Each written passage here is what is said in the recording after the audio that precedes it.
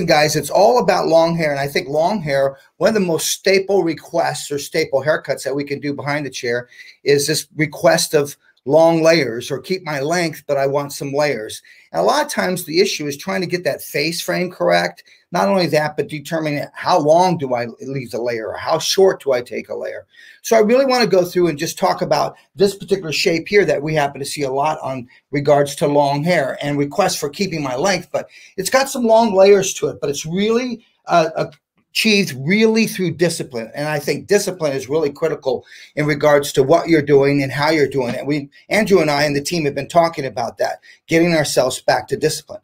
Now, for the sake of time, I'm going to go ahead and I'm going to cut this dry for the sake of time, but I've done the finish. As you can see, that's what we're going to end up with. And I basically went in and just kind of softly bumped it with a flat iron just to give me some movement. I think this whole lived in texture that we're starting to see with our irons, etc., is so popular right now. So how do we begin this? First of all, it's going to begin with the section, guys. So let's take a look. Follow me right over here and take a look at the section.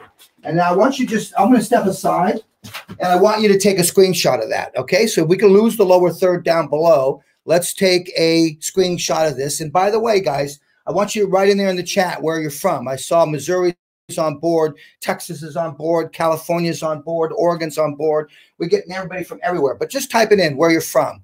All right, so this is my sectioning. Let's take a look at the sectioning. I think sectioning is so important. So we want to go through, and I want to section off a horseshoe section up in the top area. But this horseshoe section is really a common section that we work with, but I want to go in and I want to keep this section a little bit higher than what I normally might. And I'm going to go through, and once again, dry cutting for the sake of time. You could certainly cut this wet. What I want you to really grasp here, my friends, is the pattern and the way I'm going to create this, all right? So let's begin with the middle part. A lot of times I'm asked, well, Sam, what if they take it to a side part? What would you do if it was on the side part? Well, obviously that would change in regards to what we would do. So it would be, my suggestion would be, cut it from a middle part first. Then after you achieve that and you've created the graduation even with inside, then I want you to go in and start to say, okay, which way do you part it? Do you take it left to right or right to left? Simply adjust to that and adjust just this front triangle so it swings either left or it swings to the right. Okay, I'll visit that if time permits all the way through. Now, once we have this, let's take that horseshoe section. So I'm going to work with a tail comb because I just want to work with a tail comb because I can get the line in there much quicker, guys. And I want to create really this with a sense of balance. And when you're going in and you're cutting that front angle around the face, balance is sometimes difficult.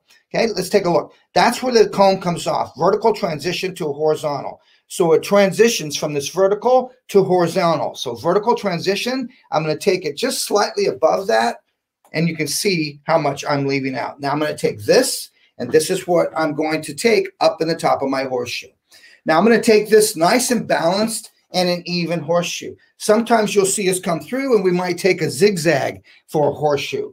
But in this particular case, we're going to take our horseshoe section and we're going to keep it solid. And I'll talk about that as time goes. I want you to join me later tomorrow for all about creative disconnection. And you'll see how there, and a lot of times when I disconnect, I'll work with a zigzag section. Also depends upon density, and especially if it's blonde, working with the zigzag section really helps to control the cutting edge. All right, so we're going to take this section and we're going to isolate this. Now, some of you may be thinking and saying, well, Sam, I don't section.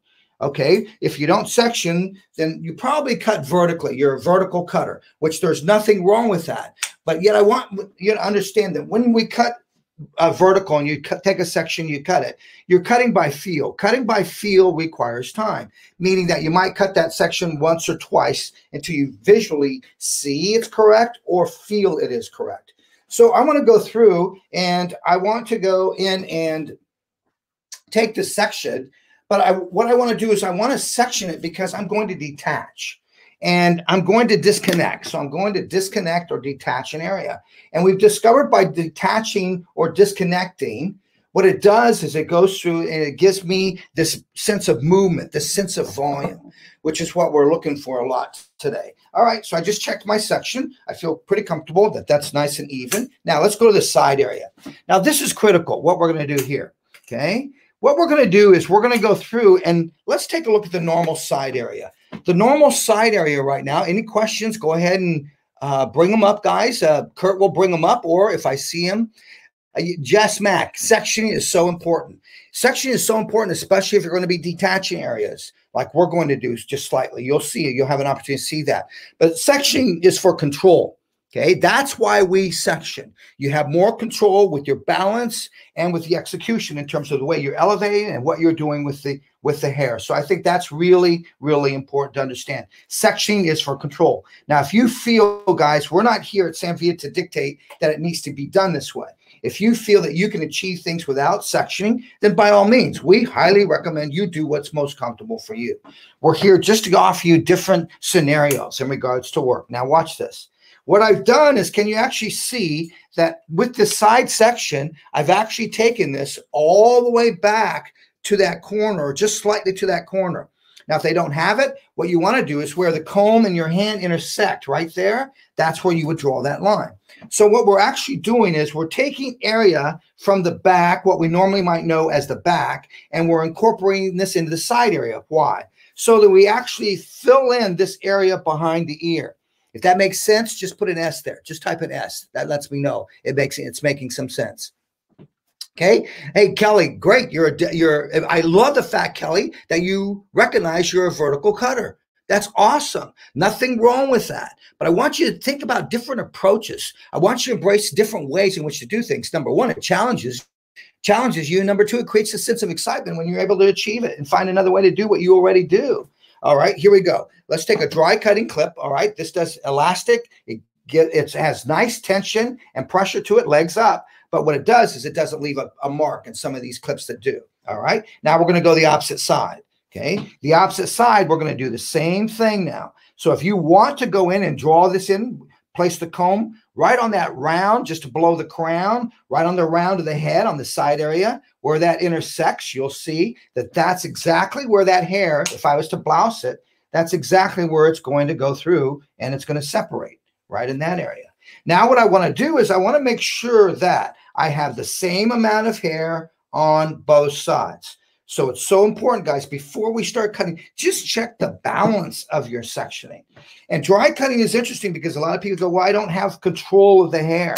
See, I'm just pulling everything back and I'm just checking that to this line and just making sure that I'm correct before I start to cut. And a lot of people say, well, Sam, when I dry cut, I just don't seem to have control of the section. It takes practice, guys. It's just, remember, it's just a total different concept of working. So it's just a matter of changing your mindset. And sometimes in order to change, the first thing that needs to change is my beliefs or my mindset. So, you know, what you've been taught is all good, but now I just want you to open it up, especially these next 2 days when you're joining us these next 2 days. All right. Now, once I've got the balance, I'm set to go. And you might be saying, well, God, that seems like it takes us so long to section. Guys, once I've got this section, cutting time is short. I'm not spending a lot of cutting time. So it's amazing in regards to once you're here, what we've discovered in regards to how we're cutting hair is pretty incredible. All right, let's talk about this. Sam, why would I want to embrace this? Why would I want to do this? Because I've discovered by taking this approach with the way that I'm going to cut this, I'm really able to control that angle that I want in the front.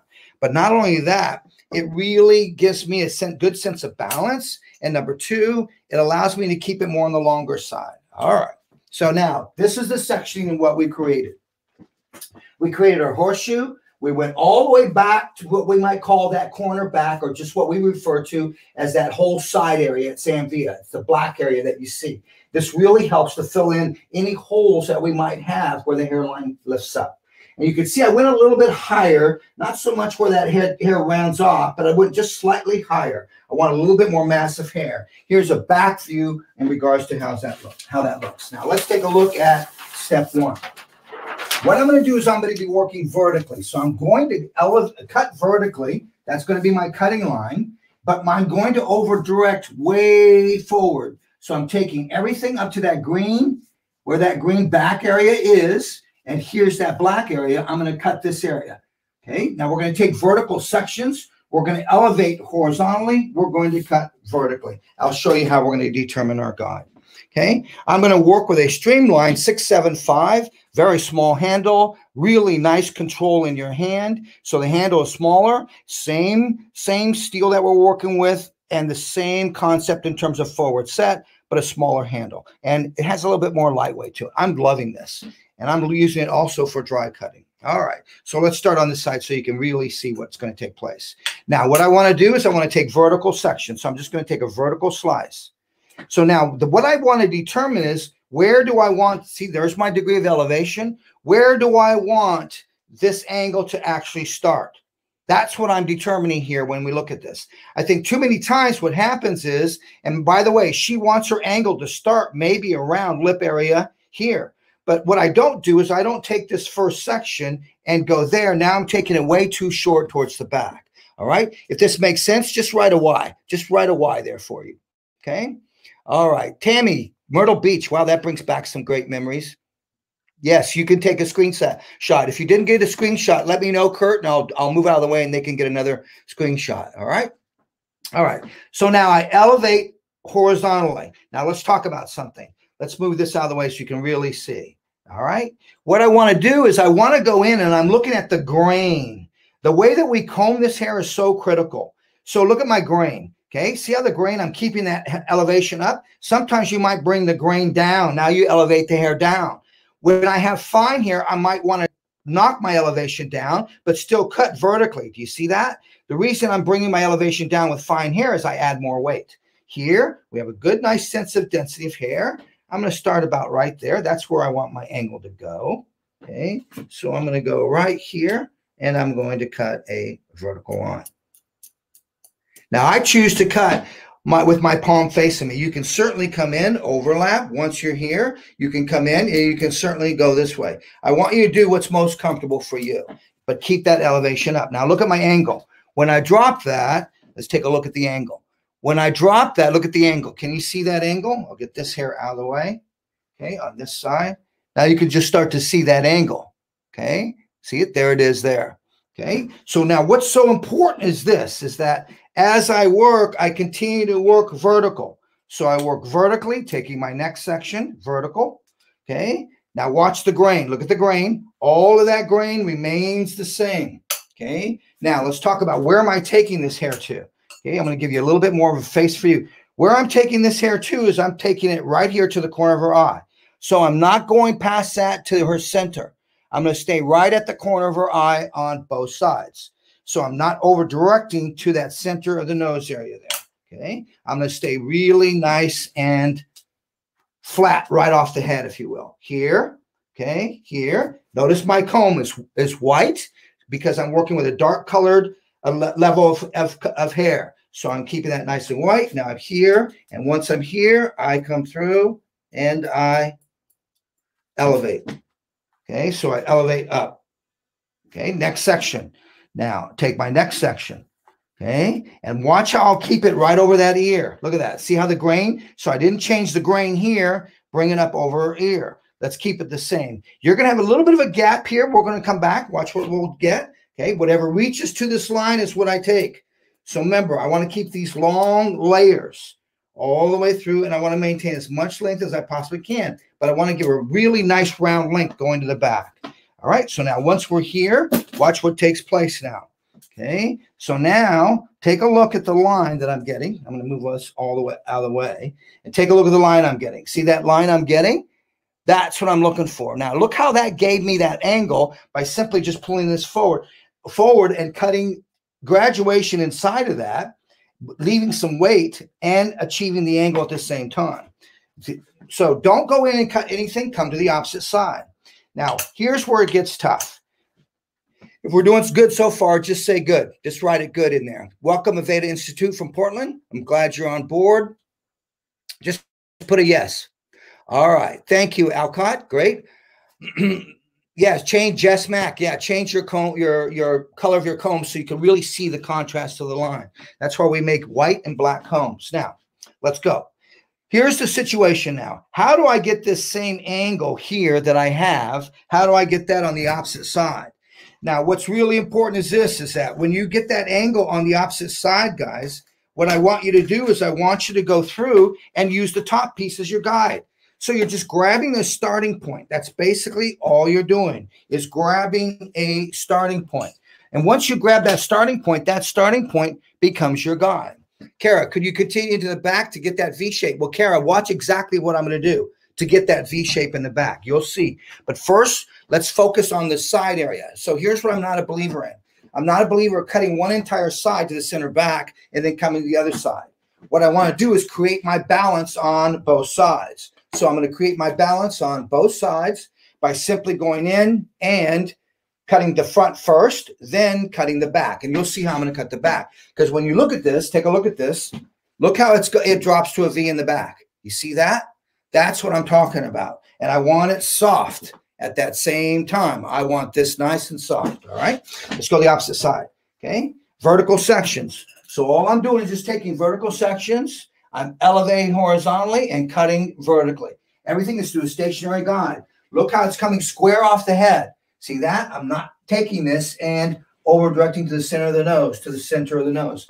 Sam, are there some times when you might over-direct the center of the nose? Remember, when you pull away from something, it creates weight or length. So if you choose to create weight or length, just simply pull away from it.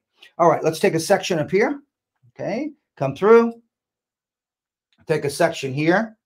Okay, now I simply come through, down, and take a look at that. Now watch. See how I just tipped that? And come in and just point cut that. So you keep it soft. Okay, now that is my guide. From here, I'm going to go straight down. Okay, so I'm going to stay here. You know that I'm taking vertical section, so I'll come over the opposite side. And you can see it just as well. All right, so let's go there. Now watch how I'll come to the opposite side. Now watch my fingers are up. Okay, so I take a vertical section. Okay, I know I've got this top piece. There's my guide. Now, this is where Jess Mack, where the comb comes really important. Watch. So when I'm here and I go like this, can you see there's my guide? And look how straight that white comb is. Now, if that comb was dark and I'm just a comber and I comb and I float to my line, let's see the line. Look at that. It's starting to tilt. So you see how simple it is, something to look correct, but the comb just really confirms the correction visually. Can you do this wet? And what situation would you choose, wet or dry? Beth, I would go in and do it wet. You can do it wet or dry. In the beginning, I stated I'm going to do this dry because of the sake of time. I want to get through this, and I really want to focus on teaching you this. So I didn't want to have to go through and blow dry it. That's why I did a benchmark here behind me. So you could certainly do this wet. You could certainly cut this with a razor. You could certainly do it dry, shampoo, come back, blow dry, cut it. I like this particular case because I can see the angle right away. I can see my balance right away, especially when we cut these face frame, these face frame angles in front. It's really important that you're able to see that. Now, there's my guide. Once I'm there, I'm going to trust it, and I'm going to go cut straight up and down. Okay. Now I come back through. I take another. I'm probably taking about 3 sections, guys, in this side area here. Now, that one we want to get, that again is based upon density. Okay, now look at my elbow. Look at my elbow up. I know I want the comb there, so no, why not just reverse my hand and now I'm here. See how I'm here? See now that pressure is not so much on my shoulder now. Here, drop the elbow. So what I'm suggesting is whenever you can drop that elbow, let's drop that elbow. And that way you're going to have a lot more ergonomic control of your body. All right. All right. Now I'm coming through. Now watch. This is great. I can't wait to show you the front. I discovered this because my issue was trying to create the balance of the angle from one side to the opposite side. Guys, give me something vertical. Give me something horizontal. Give me something vertical, and no problem. But when you start to throw these diagonals at me from one side to the opposite side, you know, the slightest shift in that diagonal really creates imbalance, if you will. All right, Sam, this is so much hair for me to handle from the top to the bottom. Then all I simply want you to do is just divide right at the top of that ear, okay, because I'm in my last section. Whatever reaches, I take. And notice how I comb on both sides. Look at the hair. It's captured in the comb, okay? Come through. All right, let's get where I need to be, right at the corner of her eye. That's it. Anything that reaches, I take. Okay, now watch. You're here. Stay here. Come back with your comb and grab it. Now, this way, see how I'm guaranteed to keep the grain the same. Let's get rid of what I don't need. That's what I don't need. I'm here. Here comes the line. Look at the comb. There comes the extension of the line. And now I continue down. Okay, now let's take a look at this now. What's so cool, guys, is you're going to see, let me take away the back area of this. All right, just get the backs of this out of the way. Okay, now watch how, what you're going to see here is you're going to see, sorry guys, let's get this back out of the way for you. All right, now all I need to do now is look at the angle. Okay, I want you to see that angle. See the angle? You can see that angle, and I've got that angle on both sides. Okay, Tammy, how does this work for curly girls? I like the lines for curly girls. This works great for curly girls. Why? Because you're keeping the graduation and layering down low. So remember, the higher you take it, the curlier the hair is, the more expansion you're going to get. So I find it to be very, very, very awesome on curly girls. All right. So now once I've got that, then what I recommend you do is just keep your sectioning, but just come through and now just clean up your edge, your line. If there's any overlap in that line, any overlap in that line that you see right here, just come back. Now, I haven't cut that center back yet. Here's my corner. There's my corner. Let's just clean up this. Look at. So see, can you see all I'm doing is getting just that edge. Now, let's go to step 2 now, okay? Now, step 2, what we're going to do, take a screenshot of this, guys, okay? I'm going to place this over, and I'll come back and reverse them the opposite way. Okay, so now take a screenshot of that, if you will. That's step 1, and then you got step 2 on the opposite side. All right, let's talk step 2 now. On step 2, what we did was we took everything from here, we took it forward. What we're going to do is we're going to use that last section, that's going to be our guide. We're going to pull that right out from that corner, and every vertical section we take is now going to go to that. We're not going to swing this all the way to the front. When we swing it all the way to the front, we lose the proportion of the angle. Then all of a sudden it drops off. You ever seen these girls where it goes like this? They pull the hair, nice angle. Then all of a sudden there's a big clump of hair there. Okay, that's what we got to be careful of. So I just want this to flow from the front all the way around to that center back. And this is one of the best ways to go in and get it. Change your over direction. Your point of over direction was here. Now I'm going to change it from here. I'm going to move it right to that corner, and every vertical section will come to that. Look at the back. This is the back view. So I've got my center back, vertical. There's my guide. Get your guide. Now every section comes straight out to that. So let's go ahead and do that. If this is helping you out, say yes. Okay. If this is helping you out, just say yes. Okay, good. Oh, Mariana, wait till I get to the top. And Mariana's asking a good question. How about if they want the angle to start at the nose? Remember, I'm not at that hair yet. So wait till we get there. That's this top area here that sits there. So I think the mistake we make is down here, we cut this right at the nose. Now watch, if I cut that at the nose, can you see how much length I've lost it towards the back? So this, what I want you to do is, that's why we section this off, because you're concerned about this first, get that, then watch how this angle will start to work into that. But now here's what she said. She said, I want it to be about lip or chin. That's where she wants it. Why? Because she clips it back. So now look how, see how it's long over here? So she likes it like this. She likes to do this. So let's see. Look at where that length's at. It's way down here. See, so you determine when you get to that top. We'll get there in a moment, but we're not there yet. Okay, great question. All right, here we go. Now I go center back. Okay, so let's do this opposite side over here. Let's do this side over here first. All right. All right, so now watch what I'm going to do. I'm going to give you a back view. So this is what I've cut up to. This has been cut. Okay, now I'm going to take a vertical section here, and I'm going to bring this right to just behind that, where that line was. Okay, so now let's talk about this. This is critical. So where are you taking it to, Sam? Let's get the line. I'll show you the line. All right, there's where my first section was. So I'm going to elevate the hair from here, right here, to here. And everything from here is going to come to that, and I'm going to cut vertically straight down. So that said, then I need to be aware of where the spine of the comb combs to. So when I take a section, watch this, guys, pay attention now. This is critical. When I take this comb and I comb, as soon as that spine comes over that line, that's when I'm going to comb out. The problem is we tend to overcomb this. Now we cut this here, we cut this over here, and we let go. One side is long, one side is longer, and one side is shorter. And we're wondering why, and the line is off. It's this tool we call the comb, my friends. This is what gets us in trouble. We've got to be aware of that. That's what gets us in trouble. So now I'm going to take a vertical section. And don't forget, we're having a great sale, guys, on all of our tools, 10% off everything on the website. And Kurt, correct me if I'm wrong on that. All right, now look at me looking for my guide. So I look for my guide. That's all I'm looking for. Once I find my guide, then this is where I will come through and I layer this out. Okay, see if I can get a little bit more of a visual on a guide for you. All right, so we come here. I'm taking right there about that much. All right, I'm going to comb right to where that line was. Okay, the spine of the comb sits over that. Let's comb out. Okay, and as I comb out, I'm looking for my guide so you can see my guide. All right, don't have enough of that yet. Still looking, guys. Don't go feeling for things. There's my guide. Okay, I can see my guide right there. So now don't go looking for things to cut. If there's nothing to cut, guys, then I recommend you don't cut. I think of too many times we go in, we feel every time we pick up a section, I'm going to bring this back into it. Every time we pick up a section, we need to cut something, which, you know, is necessarily not the case, making sure my spine is where it needs to be.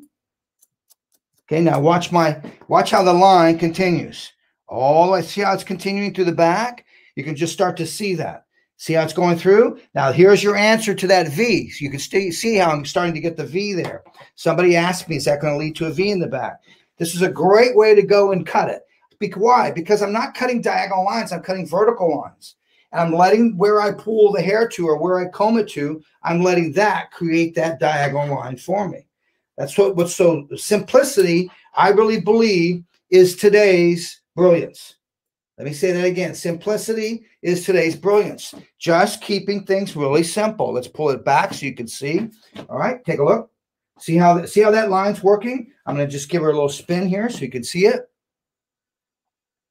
Okay, see, there goes the line. Look at that. See how that line just continues itself down? That's exactly what we're looking for, is that particular line that does that. Now let's move to the opposite side. Okay, opposite side now. All right, questions, concerns. Are you learning something? If you're learning something, just type the word learn or just give me a hey. Hey, Andrew. What's up, man? How are you, man? I'm doing good. I'm just over here prepping my mannequin head. I just wanted to let you know, I guess there was some kind of weird glitch just on our Facebook channel, and it just made the screen go black for a bunch of people. So we just put into the chat that they have to go out of their Facebook and just come back in, and it should come back up. So just wanted to let you know that people were probably jumping off and then coming right back in. All right, great. Thanks for the heads up. Hey, buddy, great to see your face, man. You look great. Good to see you too. I can't wait to see you later, brother. Yeah. All right. So now let's go back to the opposite side now. Same thing. So all we're going to do is we're going to come through. We're going to remember where our guide, where we ended here. Okay. Now watch. Look where I'm at. See how where I'm pulling the hair to? I'm not pulling it to the front. I'm pulling it right to that corner where that corner was. Okay. Once I'm there, just start looking for that guide. And then once you see the guide, you cut vertically straight up and down. So it's almost one of the ways that I want you to think about this is I'm almost letting the hairline create this angle for me. See when that collapses? See how it collapses? I'm letting it create that angle for me. I'm going to move her back a little bit so you can just start to see the line a little bit. All right. So now here. All right. And look at how much I comb, guys. Look how I grab. Once I'm there, the extension of the comb, that's why I'm working with a longer comb, not a shorter comb. So that the longer comb captures the extension of my section from the top to the bottom. This way, I'm guaranteed I can see the line from the top to the bottom. That's what I love about this in terms of being able to understand the mechanics of the comb. So if there's any students out there, I think an Aveda school is on board with us today, Kurt. But what I would recommend students, when you're not busy, always grabbing a mannequin and a comb and just picking up the hair and practice your combing. Practice your combing. Andrew speaks about that all the time in terms of how when he was trained by Tyson Daniels, I believe, he made him pick up a mannequin and constantly combing the mannequin so that the comb became second nature. The comb became part of his hand. And I think as students, that's an exercise that you can do on a daily basis. Now watch this. When I release this, look at that point. See how I've been able to get that V all the way through in a really, really controlled fashion? Now I come through. I want to square her to you. There you go. Now I come in and I can take on what I want to take up in regards to this particular point. So I'm just going to come through and I'm just going to soften that point. Just a tip of that. I want a V, but I want a little bit more roundness with such a sharp V to that. All right, now what we've done is we've been able to create our base. Look at how I've been able to get that all the way through. Okay. Now we've gone through and we've been able to create our base. Now what we want to do is we want to come through and we're going to go through and we're going to layer this top now. And watch how this top will fit into this. Is the next section pulled straight out or directed to last section? Mel, the next section is pulled to the last section. So once you cut your first section in the front, everything in the side area pulled to that. Elevated the same, cut the same line. Once you cut that front, you're in the back, you're here, you elevate horizontally, you cut vertically, and every vertical section is pulled to that. So it's a stationary guide. You're not pulling straight out from where it is, straight out from where it is, straight out from where it is. That's what makes this another way in terms of simplicity. Simplicity, today's brilliance. All right, now watch. Now what I want to do is I want to go through and I want to cut this top. But I'm going to use these 2 points that I have here that I created, that balance point. That's going to be my guide. So now her angle is going to start probably around her chin or just below her chin level. If you want it shorter, then you go through, you make it shorter. But you're going to find you're going to be picking up some of the side and readjusting your angle, which is not a problem. But what I love is the fact that it's giving me that angle down below and you're not working the angle from all the way at the top at center part all the way down. All right, let's go through and let's take a look at our next section. All right, this is step 3, our last step. All right. So let's take a picture of this. I'll move that mannequin out of the way. I'll give you a picture of step 2 and 3 now together. Okay. All right. So as you're taking a snapshot of that, screenshot of that, take a look at step 3. Step 3, I'm just going to work horizontal sections across the horseshoe. I'm going to elevate diagonal above a horizontal line. So take a look. Here's where I'm at. So I'm not going through and I'm not going to elevate this. I'm not going to elevate this horizontal. I'm going to elevate that diagonal. Why? Because I want all of this edge that I'm creating here on top, I want it to fall soft. If I elevate this all horizontally, when it falls back, it's going to fall with a hard line. So elevate above a diagonal line, bringing everything to that stationary guide, and we're going to point cut. But we're going to point cut with intent and purpose. Watch what I mean. Okay. So here. All right. So now I pick up some of that side from this side, and I pick up some of the side. Remember, guys, this story is about long layers. This story is about the idea of it being a little bit more longer and not so much such a short angle in the front. You can certainly use the same concept and take it a shorter angle in the front. Okay. All right. Now we're going to elevate up. Now elevate up. Now look at the 2 points. You can see the 2 points already. You see those 2 points? Those 2 points, that's my guide. So I've got one on this side, one on this side. I'm going to elevate up. Okay. And now when I get to these 2 points, this is when I'm going to go through and I'm going to point cut. Now watch my shear. Watch the streamline. I'm going to keep it more straight up and down this season. Look at that. Why? So I keep it with intent and purpose more straight up and down. I immediately get softness on the edge. So I'm not getting so much clumpiness immediately. Remember, here's what I'm talking about. The more diagonal I go on this, watch, okay? Watch the angle of the shear now, okay? So the more diagonal I go on the shear, the more length we're going to take off. So we have to be aware, what's the angle of the shear? So I want you to put left foot forward, right foot back, open your body up. That allows you to keep this really, really parallel with the hair, with the grain of the hair. So I'm not going against it. So therefore, I'm releasing a lot of weight out. That's what I'm doing. Now take a look at how this fits into my angle. You can just start to see. I'll show you this side. See how that's fitting back into that angle all the way towards that back? Okay, on both sides now. Now I go through again. I take another horizontal section. Okay, so I take another horizontal section, and on this horizontal section, I'm going to do the same thing. I'm going to pull this up diagonally, elevate diagonally above a horizontal line. And then what I want to do is once I elevate diagonally above a horizontal line, now watch. Face the palm of the hand towards you. Okay, that way it falls. Now, if I go like this, chances I've discovered is I'm cutting myself. I'm cutting this lower finger down here. Okay, but if I go here, it eliminates all of those fingers, and all I have is the palm of my hand. Now, look how I've overlapped that. Look, see how that guide is there? I want to be able to see that guide and cut to the guide. So notice the closure of the V, or the shaft of the shear. It closes right on where that length of that guide is at. Okay, and I keep my hand and my body as open as possible so that I'm cutting much more vertical. Now look how slow I'm going into this. So my stationary guide, it sits on my pinky. Okay, and now look how I just moved it to my ring finger, coming back over here, working left to right. Jesse and Linares makes a great analogy of working right to left, left to right when you're point cutting. Okay, now could I lift this up and could I fan and even soften a lot more deep? Yes. But I still want you to notice, look how I move the fan parallel to the shear. So I'm leaving halo of length, but I'm releasing more weight in that top area. Okay, take another section. Remember, every section is over-directed to a stationary guide. Okay, if you're learning something, you feel you're learning something that you can use behind the chair, you feel that you learned something that's going to save you a little bit more time, you learn something that's going to give you a little bit more balance, just give me a big, fat yes. Give me a big, fat yes. All right, look how I'm even lifting everything. Lift it all if you want from the side. But I just like to lift just enough from that horseshoe, just below it, okay, on both sides, just to ensure I'm getting a nice follow through in terms of a blend. So if there's any disconnection on this, it's going to be towards that back. Look at me elevating, okay? Look at the hand.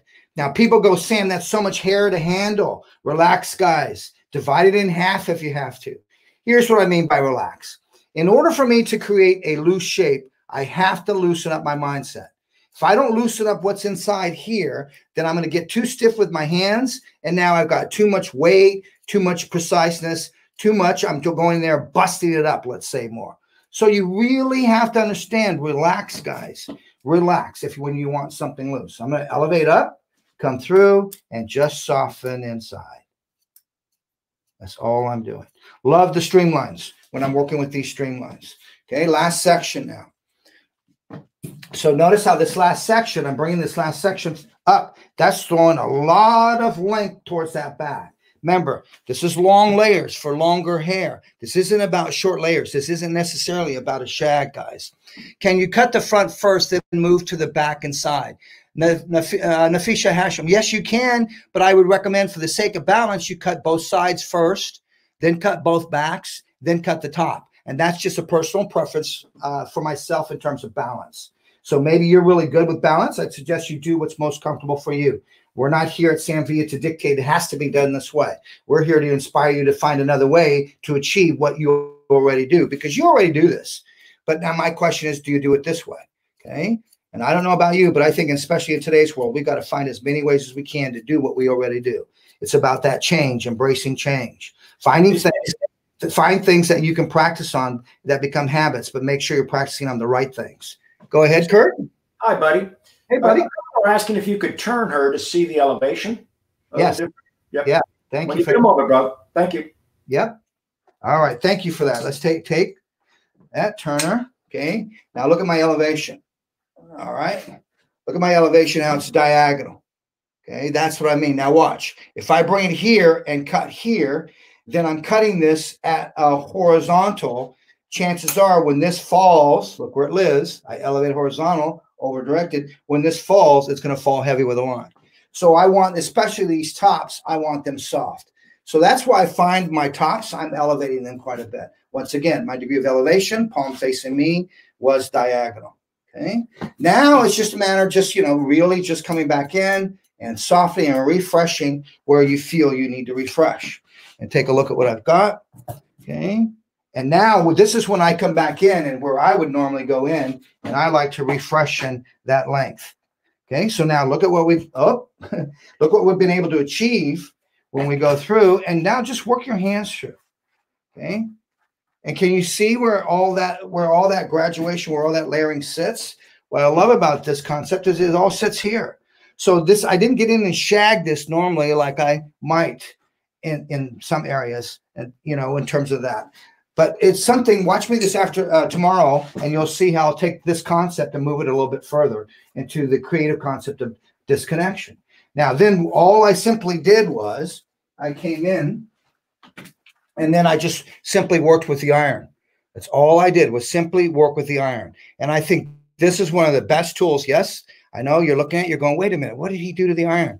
This is our midnight blue. This is our once in a while we do these things where we go through and we'll create a limited edition of our sleeker in a different color. Last color was rose gold.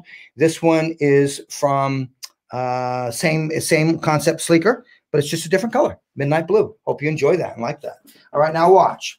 When I work with a flat iron, I want you to just really start working casual with a flat iron and start moving it. Watch. All I'm simply going to do is I'm just going to simply go through. I'm just going to bump it. Okay, that's all I'm going to do. Okay. All right. So now I just had someone say, Sam, but they would ask for bangs. All right. This was where you could go in. You could certainly put a bang. Matter of fact, let's do that. Would you like for me to cut a fringe on this? Yes or no? Say yes or no. Hey, Tarina says, Tarver, hey, Tom, can you do a violet next? A violet. Okay. All right. You want a fringe? Yes or no? Come on, guys. I need an answer. Yes or no? Okay. Good. All right. All right. Let's do a 90s fringe. Let's go something where it's a little bit more 90s, where it's real piecey here. And it's not so much a fringe. It's like there's pieces down, but not quite. So what I want you to do is go to a center part. Okay. Remember, I'm going to go more 90s. I want you to go to a triangle. More of a shallow triangle. Look at that. Look how little that triangle right there is. I'll show you. Okay. Look how shallow that is. Okay. So it's not way back here to the corner of the eye or to the corner of the hairline. It's barely just a small amount. And that's what makes this 90s fringe. It's not so much how much hair you put into it. It is, but it's very little. It's not a lot. Okay. So now from here, I've discovered one of the best ways to work with this is all I want that just kind of piecey, but I want this to kind of still move. So I want it piecey, but I want it to move. Okay, that's important. So I'm going to work for the reversible blender, okay, which is reversible. Some people call this a thinning shear. It's a reversible blender. Then all I'm going to do is I'm going to think just like I would a curtain fringe. Watch what I'm going to do. I'll give you this side back here first. Okay, here, I'm going to elevate this vertically, just like you did, over direct to the center, or just past center to the opposite side of the eye. Okay, and then I'm going to figure out where I want that to hit, and I'm just going to come through and just backstroke on that until all of that's gone. Now, the reason I'm backstroking on that is so that this line is automatically, it's got a soft edge to it. Okay, it's not blunt at all. It's got a really nice soft edge to that. Okay, but look at what it also did. It gave me a corner. It gave me an angle going back.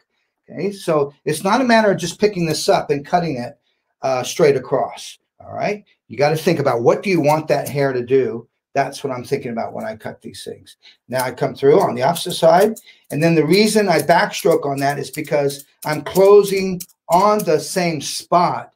But because I push it back with a shear, it moves the hair inside my hand. It makes that edge a little bit softer. All right. So now you can just start to see how I'm getting that now. Now that's going to start to move, but now I've got to personalize that length. So now I just start to personalize that. So let's take a look. Okay. And this fringe is meant to be soft, guys. It's not meant to be heavy. What if they have a side part? Don, great question. All right. Now, if they have a side part, that's when you would find, after I've cut this whole thing, that's when I come in and I find out, okay, do you part on the side? Yes, I do. Which side do you cut it? Then that's when I want you to cut it on the side.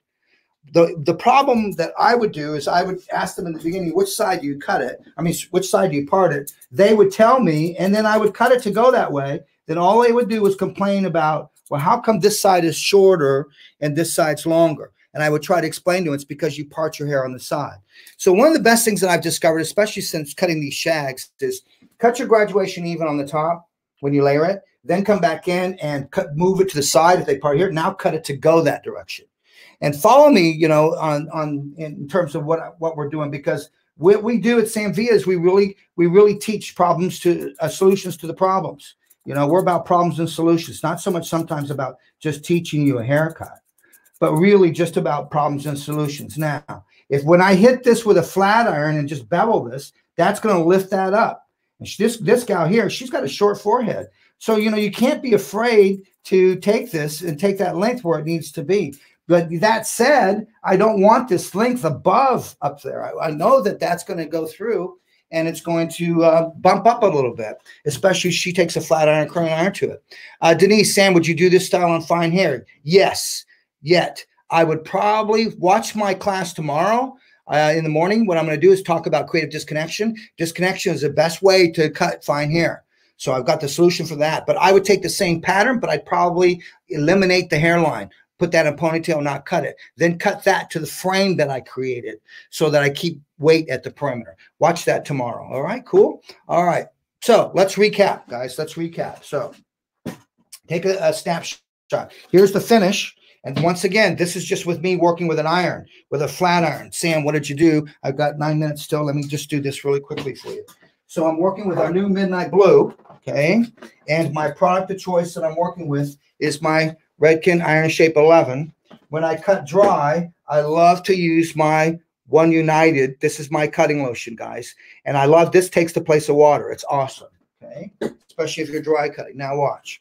When you're doing these things to create the softness, what I want you to do is I want you to come in and first, I want you to section. You've got to section to really have control of these things, all right? So let me just do this right side for you very quickly.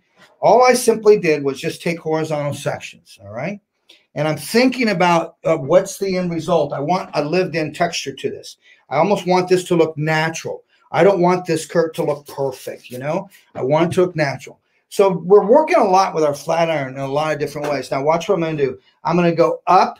Look how I rotate and I pull that 90. Now I'm going to come down. Okay. Now I'm going to go up.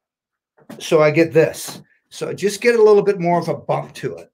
Okay. That's all I'm looking for. Now I'm going to come through, go diagonal back because I'm going to take some of this hair that's long on the angle. See how my angle is diagonal back. Come through. Once again, the height of your product determines the distance. Great little hot tip for your clients. Now I'm going to come through. I'm not going to take my little fringe that I created here and wave that, but I am going to wave up in this area. Now, if I want volume, that one came down. Now, if I want volume, I want you to just elevate. Let's give her some volume here. I want you to come back the opposite way. And now the opposite way. And then the opposite way. Okay. So all I'm doing, see, you can just see, I'm just getting texture. That's all I want to that. Now start to look at this side now. And just how I'm just getting that texture. Once again, let's do this one again. Okay. Make sure that you always comb through. All right. I find if you don't comb through, guys, that's when you start to just get in trouble. All right. I want volume there. Okay. Now I want it to come up. Now I want it to go down. So I get that. Okay. Take a look at what I've got. All right. And then just let it sit. Don't get excited and work with your hands right away. All right. Once again, think about where you want volume, and that's how you're going to work with this. All right. So let's just divide that in half. Okay. Take this top here. So we want a little bit of volume up here, up. And look at the sleeker. Look how nice that sleeker just floats through. So that was my volume. Okay. And let's get that to move. All right. So volume, up, and move. And you can see I just kind of finished that last one on a diagonal. Okay. And now look how I just got that texture. Then finish it off with your favorite. I'm going to go in with some windblown. This is my dry finishing spray. Love using this in this idea of these looks, these lived-in looks. And now it's just a matter. Watch my hands work. This is something I learned from the great Hugo Arias. Look how I'm just weaving my hands in. See how I made an S pattern with that? And just give it a little shot. And then look how those S patterns, how they're just starting to give me some movement. All right. Once again, just a really lived in. And look how quick I did that working with my flat iron. And now just working with my hands. So now, would you put a smoothing lotion, Sam, on customer that has frizzy hair? Yes, Rosie. Now you're talking. Nice to see you, Rosie. Yeah. You know, with a client that has that frizzy hair, you got to understand what product. Don't be picking up your favorite product. So I picked up windblown because I was perfect for this texture of hair. But if I wanted to calm frizziness down, I need a hand lotion. If my hands are dry, I need a hand lotion. If that hair is dry and frizzy, it needs a lotion. So just how I communicated that to you, Rosie, that's how I'd suggest you go through and communicate to your clients. Susie, Windblown is a Redken product. It's 5 times stronger than water. It's a dry finishing spray. That's basically what it is. It really is. It does exactly what it does. That gives you that descriptor, that windblown. Gives you that windblown effect where it's touchable. You know, so it's a dry finishing spray. Okay, now take a look at how I cut that. Okay, how I cut that. I didn't curl this back for you, but you can see where I'm going with that. Okay, now thanks, Anna Pachetto. Anna. Hi, Anna. It's so great to see you guys. Anna, if you're not aware of who she is, she's from Canada, from Montreal. She has an awesome salon in Montreal, but I want you to follow her. I'm not sure if we could bring up your IG handle, Anna. Let's try to bring it up, team, if we can.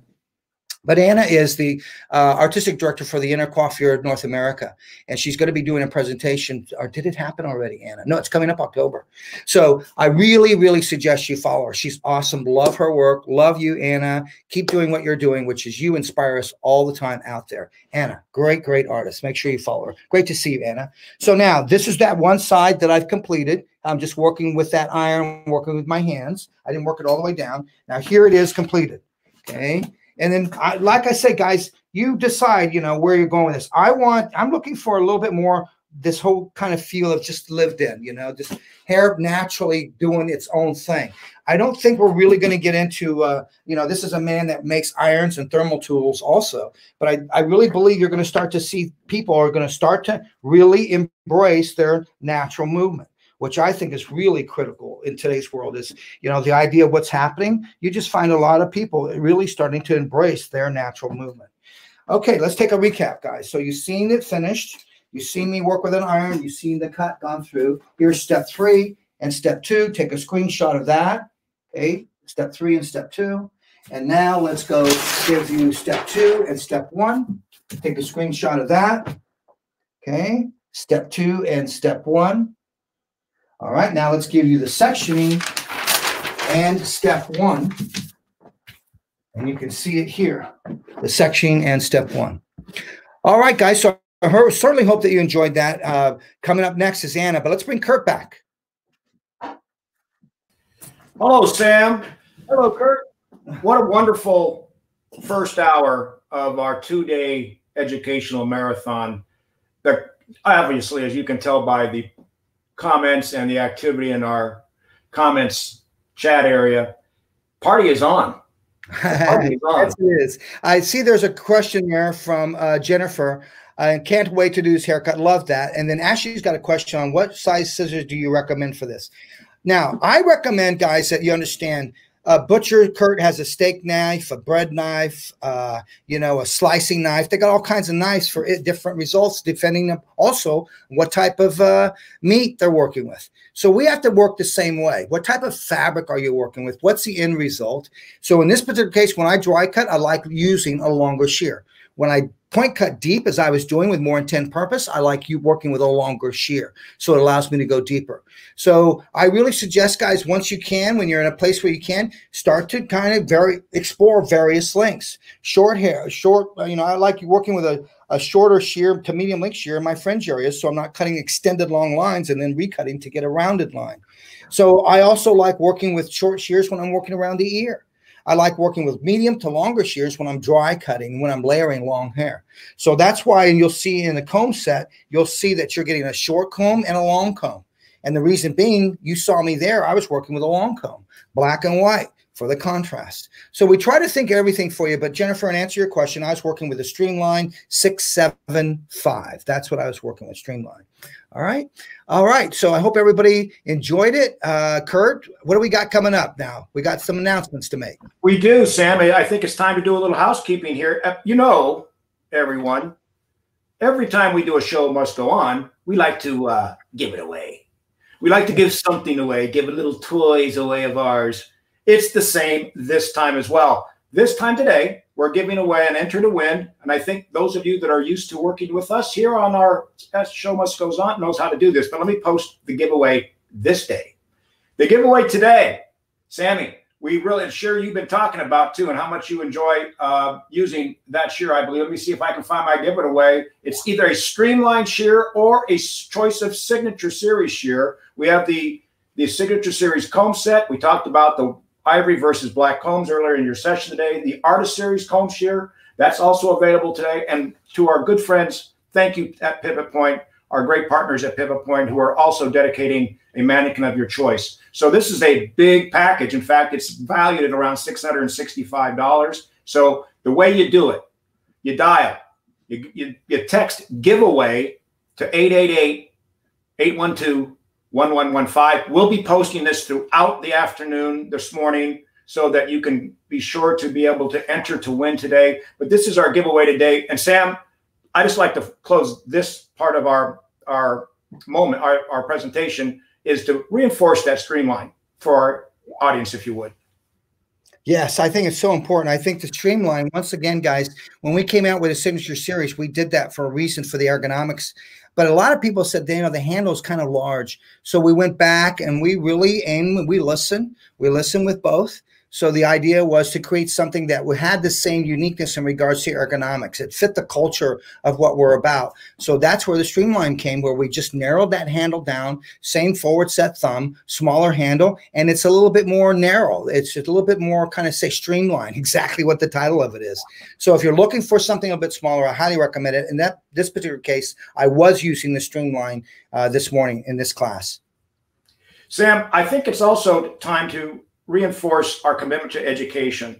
You know, today is the show must go on. Tomorrow is the second day of our show must go on, but it doesn't end there, everyone. As you know, that we are now committed to live education all the time, every day. Tomorrow with the show must go on, day 2, Hugo Arias is joining us. Andrew Carruthers is going to be with us, as well as Anna Peters and Jesse Linares. Sammy, of course, not Jesse, excuse me, but Anna will be with us again tomorrow. She's about to come up next, so stay tuned and be sure you're ready for Anna when she arrives.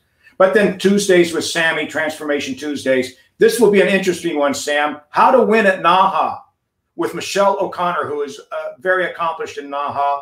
And that should be a really fun class for you on Tuesday. Yes, I'm looking forward to that. I mean, Michelle O'Connor, I mean, guys, if you've never seen her, you have to take a moment of your time.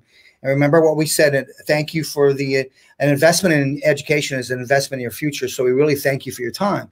But Michelle O'Connor, I learned something every time I watch this woman. She's great in terms of how she pushes it outside the box. But she's a NAHA winner that you just cannot miss. So highly recommend, don't miss that on Transformation Tuesday. I'm looking forward to that. It's so then after that, after that, I've got Creative Conversations, which I'll be doing September 23rd. That's going to be with Sean Michael Colby, I believe. Yes. Anyway, yes. Dana, correct me if I'm wrong on that.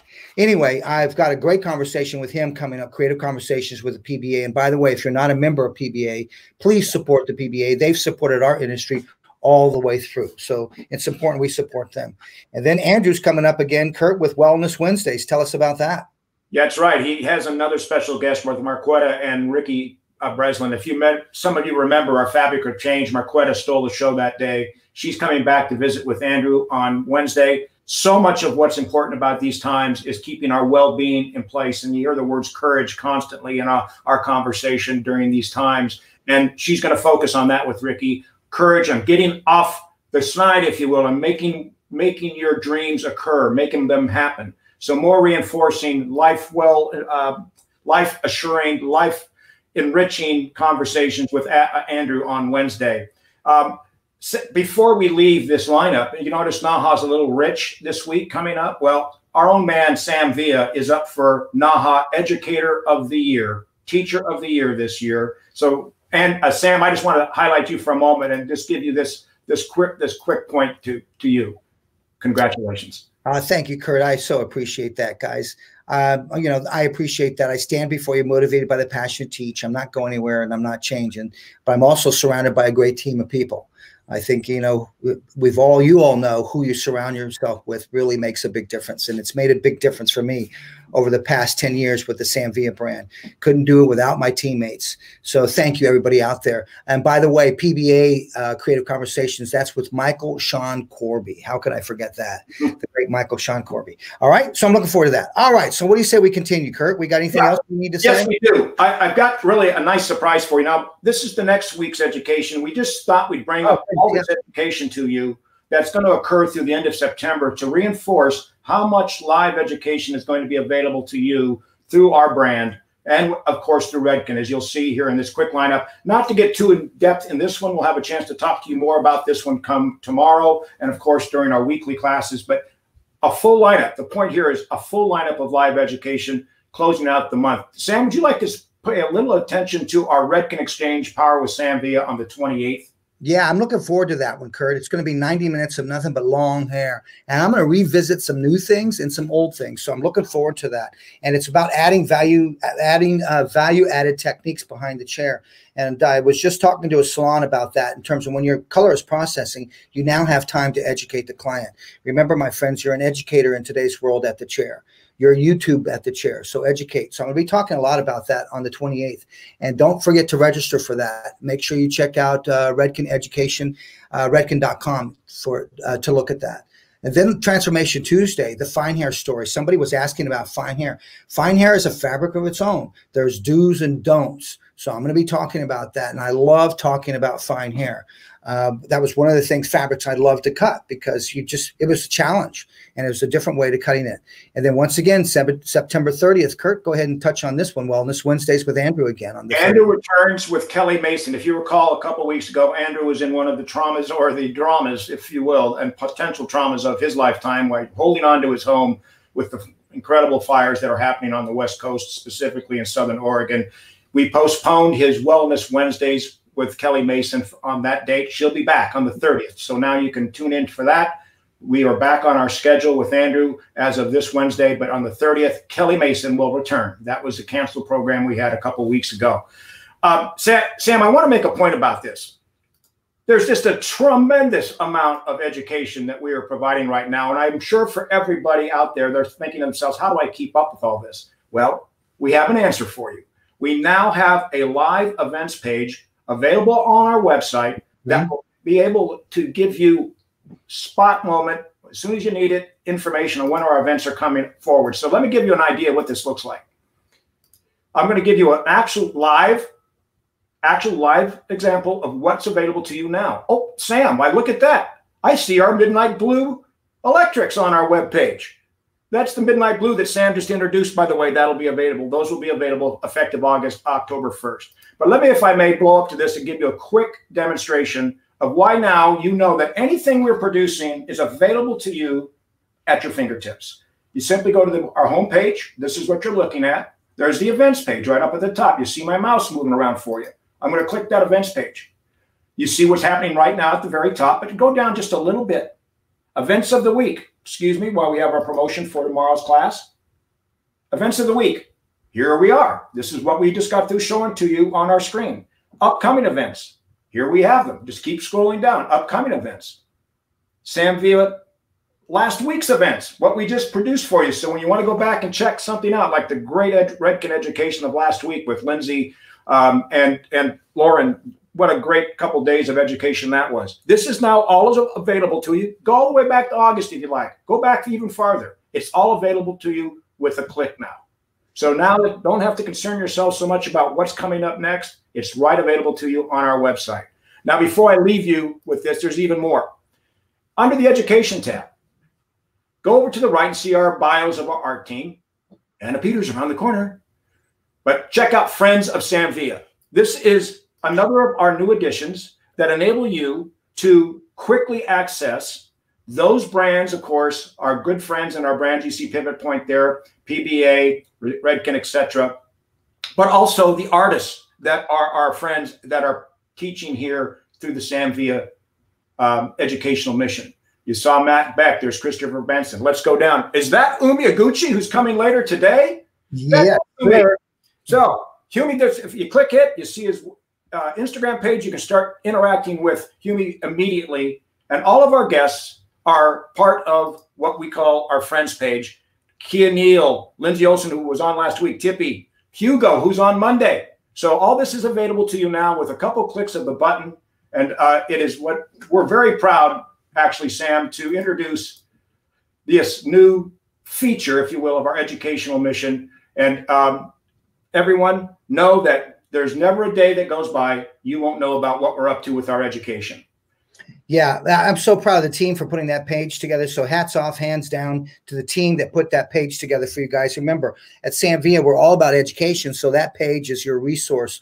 I also want to give a shout out back to, who was it back here?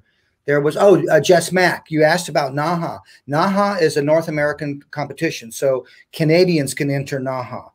Europeans, unfortunately, cannot enter NAHA. So it's a North American Hairdressing Awards. So I hope that helps you out, my dear. All right, Kurt, let's move on to some education. Yes. And let's get ready to talk about some long hair, guys. And one of the best things that I love about long hair, I don't know about you, but I was always afraid of long hair. And long hair frightened me. I always used to say to the front desk, give it to somebody else, give it to somebody else. And then I finally made up a decision. I need to learn long hair. So it's just a matter of practice, and make sure that what you're practicing creates new habits.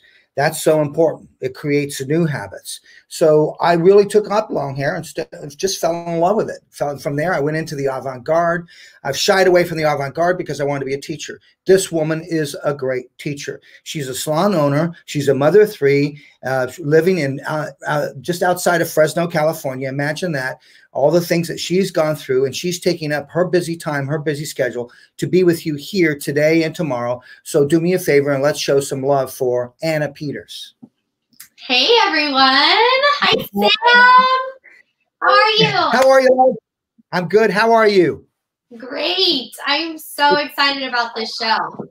How is it getting back to work? It's been adventurous.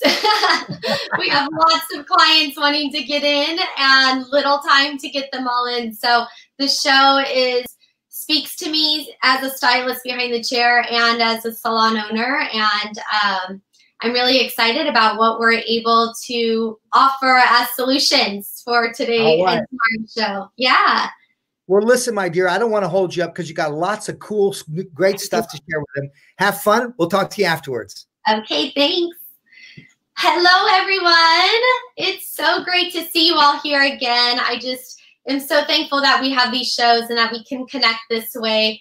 And seeing you all on here over and over regularly now is wonderful. So thanks for being back again. I'm talking today about wet styling and wet set and go. I don't know. The last time I did a wet set was probably in cosmetology school.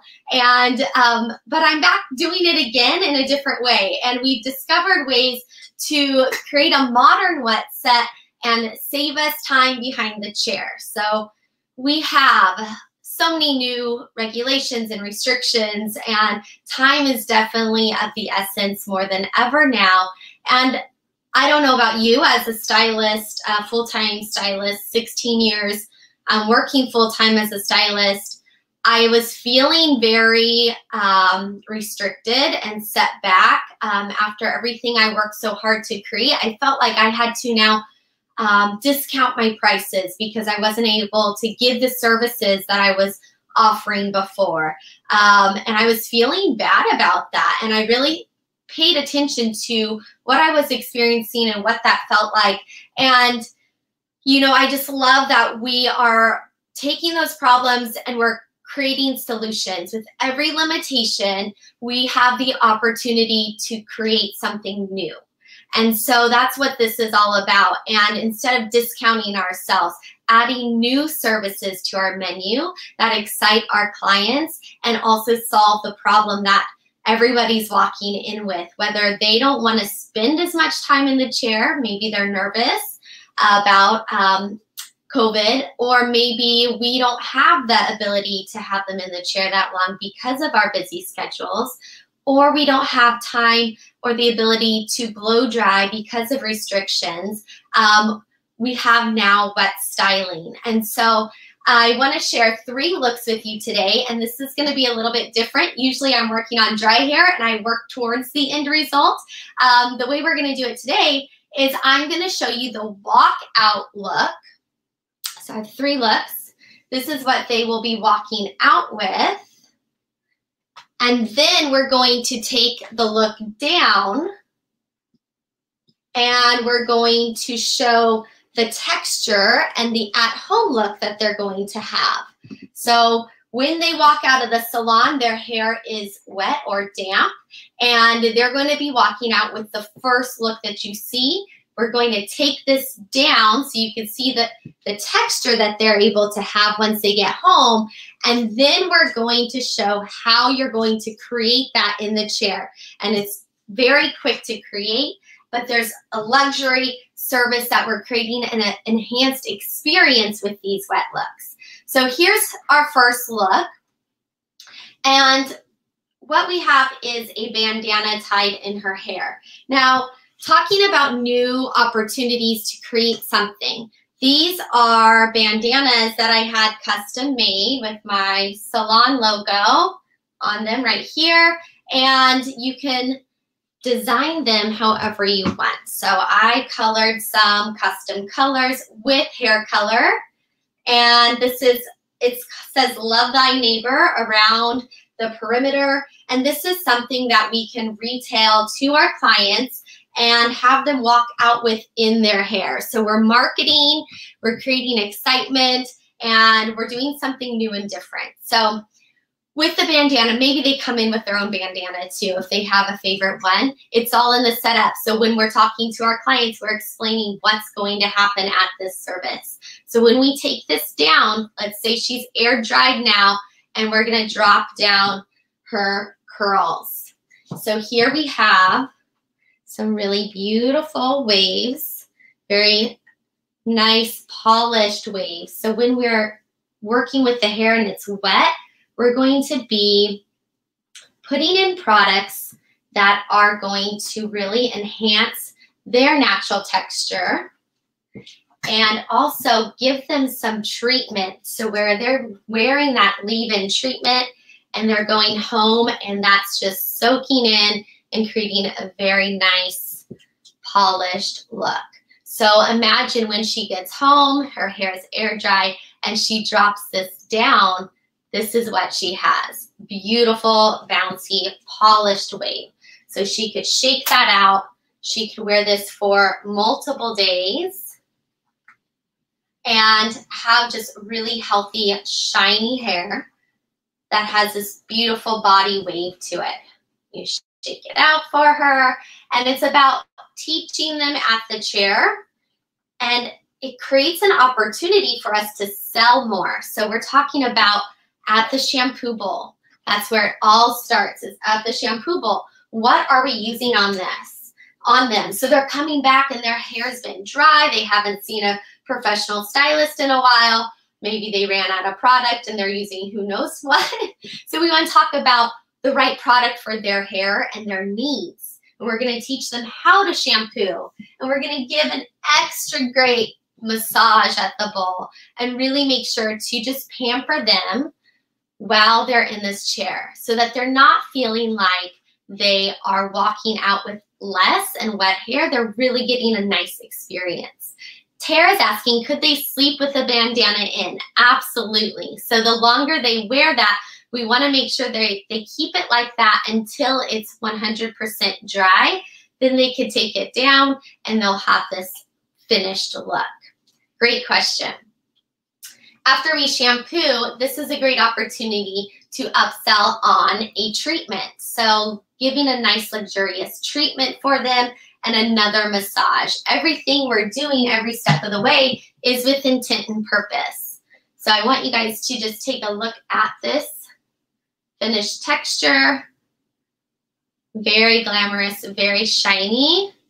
And then we're going to wet her down. And I'm going to show you how to recreate this. All right. So I'm going to use just the water bottle to save time. But when you bring your clients back from the shampoo bowl, I highly encourage, if you can, working with a microfiber towel. This is going to really help to absorb a lot of excess moisture. We don't want them dripping wet when we do this. We want them damp.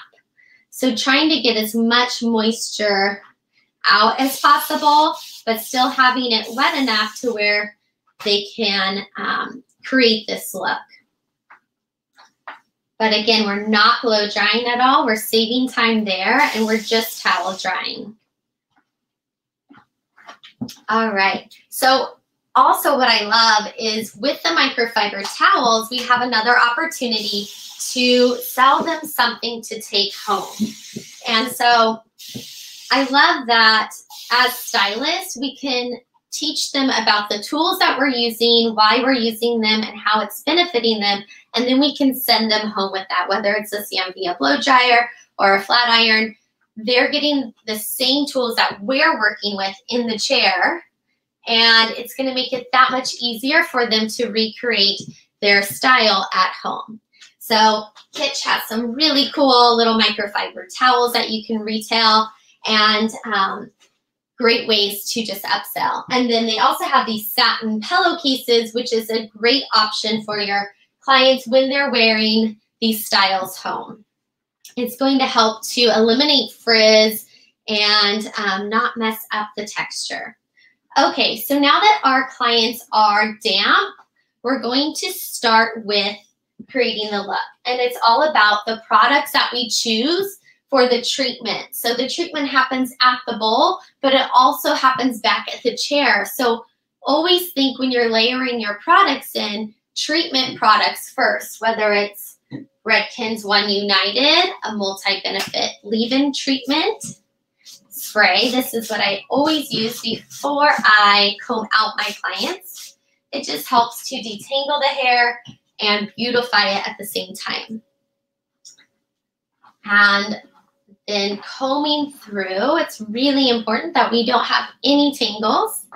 And then what's going to really help with these wet looks is lots of moisture in the hair as it comes to products. So we don't want them to have dry, damaged hair. We want them to have moisturized hair, and it's going to help to eliminate frizz and really keep those ends healthy and nice looking. So working through the right products, I'm working through Redken's Argan Oil, and as we do this wet service, we really want to make sure that everything we do is relaxing and pampering to them. So even when we're applying product, we want to make sure that this feels good to them. We're not just slapping product on and calling it a day. We want to make this an experience for them. So Argan Oil from Redken is really great for even massaging into the skin, giving a little neck massage, anything that's going to make your client feel pampered. That's what we're doing here. All right, now we're going to go in and we're going to start to section. Oops, let me grab this. Okay, so when we go to section, I want you to get your iron ready, a 1-inch iron. No, I'm not putting a hot iron on wet hair. The cord is not plugged in. We are using this simply as a tool to create the types of curls that we want. So just like we do when it is hot on dry hair, we're going to be using it on wet hair, not hot, not plugged in. I repeat, do not plug the iron in. It's cold, and we're going to work with it that way. Okay, so taking our first section here, we're working on a side part with this look, and we're going from about the high point of the head to her corner eye. And we're just going to comb this section down and comb the hair forward, still at a diagonal. So we're combing, and really important when we're creating these looks that we comb, comb, comb, and make sure that there's no tangles in the hair. Okay, here we go with our iron. We're going to twist this hair away from the face. And we are going to place our iron behind that. And we're going to wrap around. And we're going to twist and wrap around and twist and wrap around. So just like we do with the iron when it's hot, we're using it now cold on damp hair. This is going to help you to create the curls you would when you're working with dry hair. Danielle is asking, what brand were the towels and pillowcases? They're called, the company is called Kitsch. Kitsch. And they have really great accessories. So I'm just gonna slide this out and I'm going to hold that curl in place. Let me scoot her closer for you. And you can see, there's my curl. And I'm going to now fold this up onto itself. And we're going to clip this in place using our Samvia dry clips. I love working with these because we're not going to get any hard lines on this hair from that, any creases, because of the nice little elastic band there. All right, so we're gonna clip that there and we're going to continue to do this around the head. So here we go, moving to the next section. Here's her ear, and we are going to be going from the high point of the head, and we're gonna be moving right to the front of her ear. Combing this hair forward.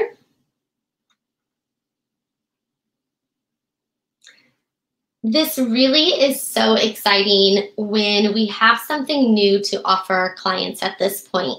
Instead of so many things that are being taken away of restrictions and services and experiences that we're able to have, offering something new that's exciting and beautiful is going to really make it fun for your clients. Okay, so taking that section, everything's combed down towards her face. And here we go. We're holding it down at a very low elevation. I'm gripping the hair, placing my iron behind it, twisting, looking at my wrist now, and then wrapping around. Looking at my wrist for that twist, and then wrapping around. Looking at my wrist, and wrapping around. So working with the Samvia 2-in-1 Marcel iron and wand, I'm working with it in the wand form. And so another reason why I love my iron, my Samvia iron that's at my station every day, is because of all the wonderful ways I can use it. And it's only one tool. So I don't have multiple irons piling up on my station. All right, so here's the curl, okay? We're going to just fold this so that it folds up on top of each other. And then just sliding my clip down into that. Now, you'll notice all my clips are pointing down, and that's so that we're able to go in and place some bandana over that and slide those clips out. Can you use a bobby pins? That's a great question. You can. The bobby pins will leave a crease in the hair sometimes, most likely. And so I like to use this method just so that I don't have any hard lines. Okay, so we did 2 curls on the front, on the deep side, and now we're going to the shallow side of our part. And I'm going to do one from the corner of her eye up to the high point of the head. And I'm combing all of this hair down towards her face. Going in with my iron, not on if you're just tuning in. I'm going to work backwards for you. And I'm going to twist and wrap, twist, wrap, twist, wrap, twist. Now, you don't have to hold it there for it to heat up because we're not working with it hot. So just slide that right out, hold on to that curl, and again, just fold that up on top of itself. Grab a clip and slide that right down. Working with the dry sectioning clip so I don't get any hard lines. All right, now this section is going right behind the ear, straight up to the high point of the head. And everything is coming down slightly forward, and then it's just natural fall. So we're not elevating. Have you guys been blow drying much out there? How many of you are restricted with blow dries right now? And what options are you offering your clients? Is this something that you feel like you guys would be able to start doing? Awesome. Okay, guys, here we are. Second one on this side. And just really make sure that you hold on to that curl as you slide that clip right down into there. Okay, so these are wet looks they're able to walk out with and then go home, air dry, and shake out into a beautiful texture. When we get to the back here, we're going to do a diagonal part all the way across this back. This is going to be slightly larger section here, so I'm going to just peek over and I'm going to do a diagonal part across the back section. I love working with diagonals because when we work with diagonals, it makes it a lot easier to not get any hard lines when we're styling the hair. So we're not going to have to be bothered with any hard parts that we have to try to hide afterwards. Tara, we can blow dry straight right now. Okay, awesome. Well, that's good. I think if you're not happy with what you're able to do, it's important to find something that you can do that feels empowering and that excites your clients. So if you want to give your clients texture and you want to give them something more, there's an option to create that and teach them as well. I'm in Washington and we are able to blow dry. Yay! Okay. All right. So taking this section and I'm holding it off to the right. And we're going to hold this section here and we're going to do the same thing. Twist and wrap, twist and wrap. So all of these curls are sitting around her hairline so that they could be held in place with the bandana. Taking my clip and sliding that right down on top of there. These clips also hold a great amount of hair, and so they hold up really well, and I don't have to use those big chompy ones that leave really hard lines in the hair sometimes. So this makes me very happy. It makes it much easier to create these styles. And even on dry hair, when we're clipping hair out of the way after we have blow dried it and we're going to be using irons, we're not getting those hard lines. Okay, now going to the left side, we're gathering the hair in the left back corner. Sorry, I missed that question. Could we have the curling iron on and make the same but hot? So you don't want to put the curling iron on hot on wet hair because it could damage it. So we want to make sure that we're working with the iron right now. Since we're working on wet hair and damaged hair, we want to work with the hot tools off. So they're nice and cool, and that we're not going to be putting any hot tools on wet hair. All right, holding that hair to the left side now and doing the same thing, going in twist, wrap, twist, wrap, and twist. And then holding that curl as you slide that iron out and folding that right on top of itself. That's what's going to give it that nice kind of finger wave-esque curl. Sliding that clip in, and all my clips are placed to where the part you're going to grab is at the very top, so you don't have to dig underneath the bandana to pull them out and disrupt the curls that you've created. Okay, so here we have the set and what that looks like, and that would take you a very little amount of time to create.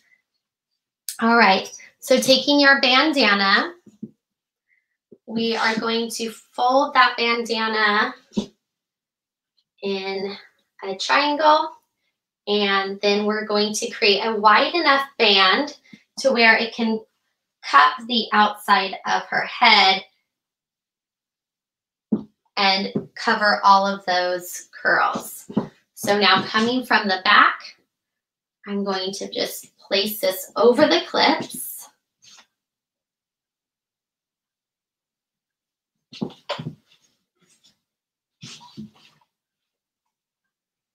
And again, you can use any type of bandana. Silk is really nice so that it keeps it nice and smooth. And then we're going to just tie a knot right at her part and kind of tighten that up a little bit so it really hugs all those curls in and it's nice and secure. This is such a great option to tell your clients at the consultation or when you're setting up their appointment, if they have a favorite bandana that they would like to bring in, to bring it with them, and you can incorporate that into their style. Now we're just going to go through and just slide out these clips, and our curls are all safe underneath and they can go about their day.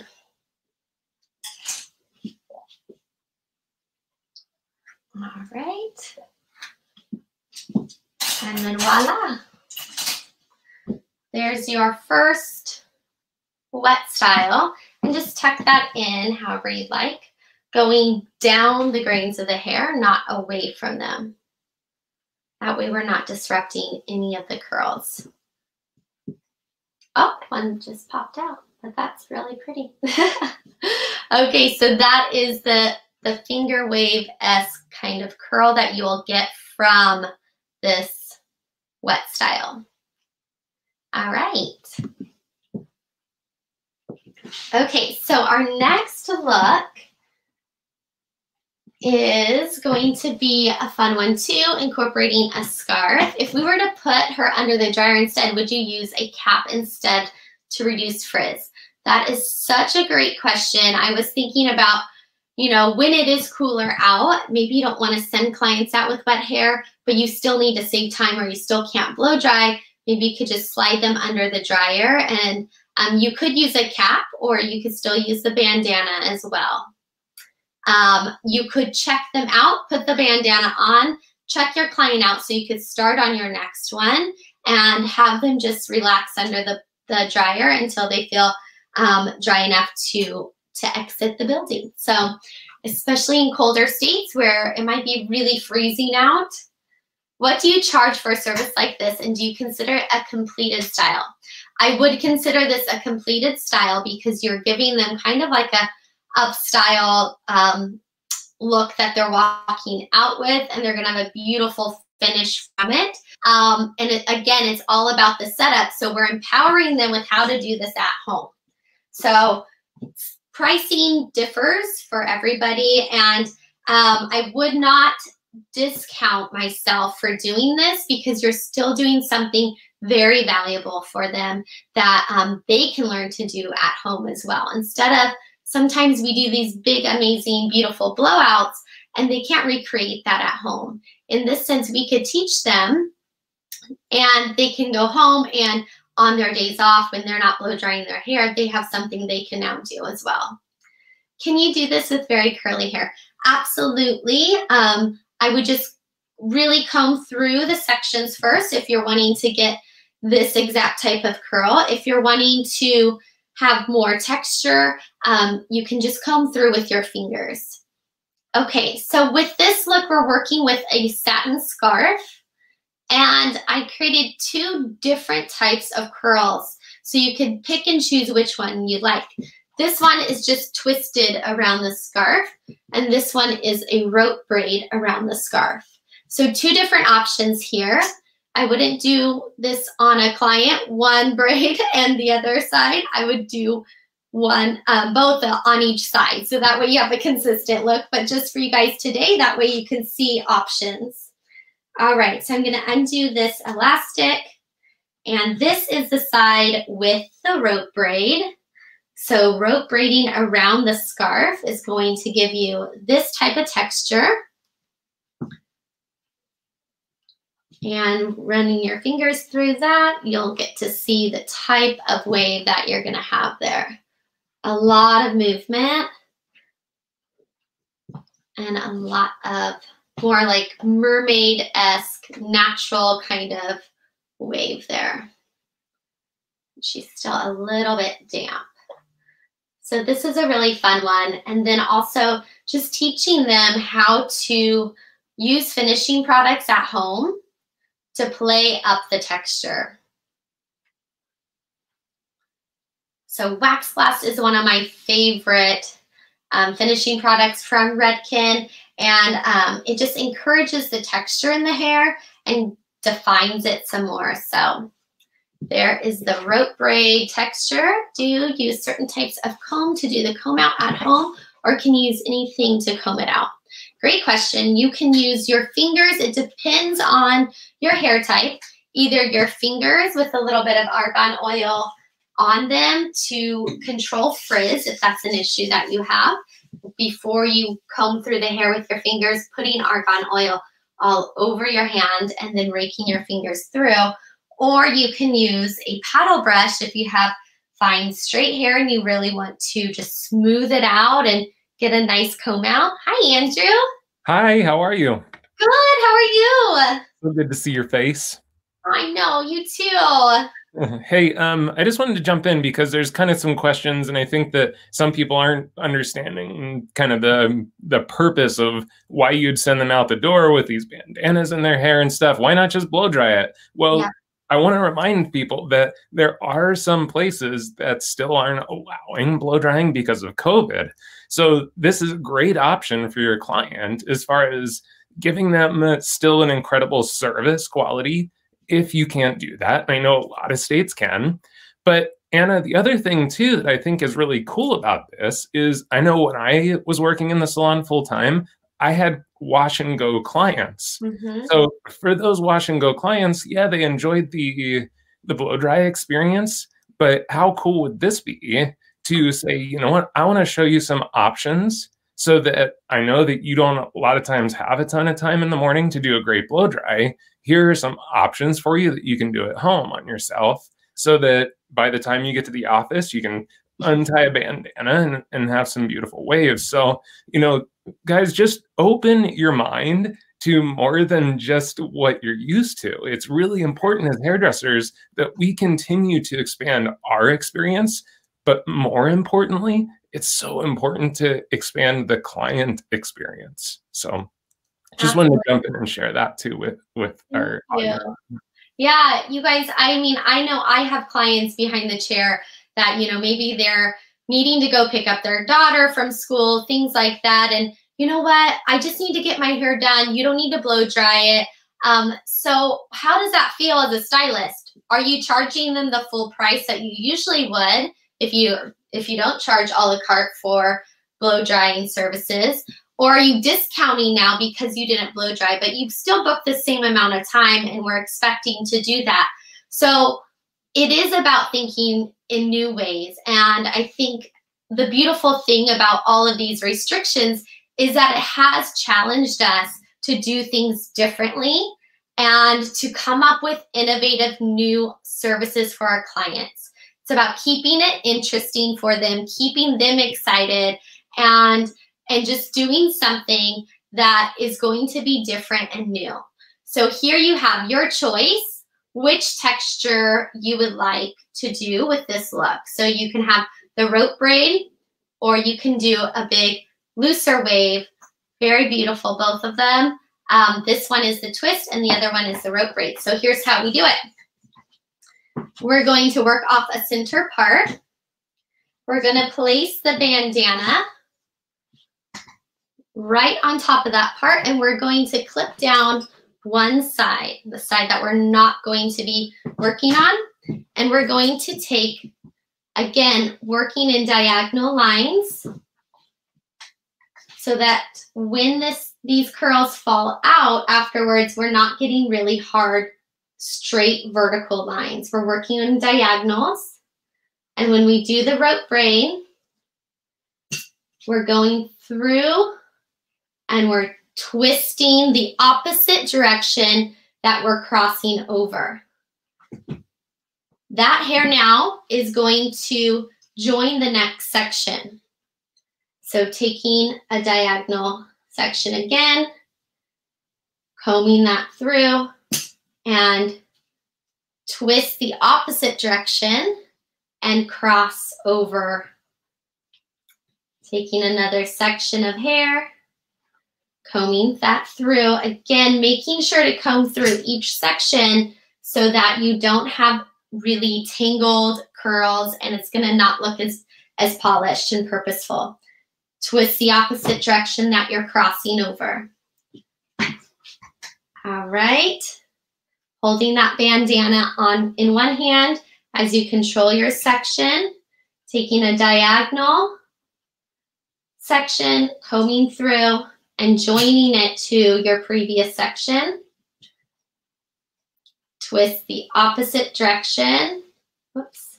Twist the opposite direction that you're crossing over. And you're going to do this all the way down to the center back. And then you would just do the opposite side. So twist opposite direction that you're crossing over. And when we do a rope braid, it's not going to unravel when you let it go. It's going to stay in place. So if you're doing the other type of twist, where you're just twisting the hair over and it's not the rope braid, it will unravel. So you need to just be aware of that. And just clip it and secure it before you do that, before you let go. Okay, and we're gonna go all the way down. Now, if you wanted to have a more relaxed into this look through the ends, you're just going to stop where you want those ends to start to relax. So if you don't want a lot of curl at the ends, and you're going to loosely put an elastic around 2 to 3 times maybe, depending on the hair type and density. And then you're just gonna comb through those ends and really make sure that they have a nice polish to them and let that hang as you go to the next side. When we're doing just the basic twist on this side, you're going to still work in diagonal sections.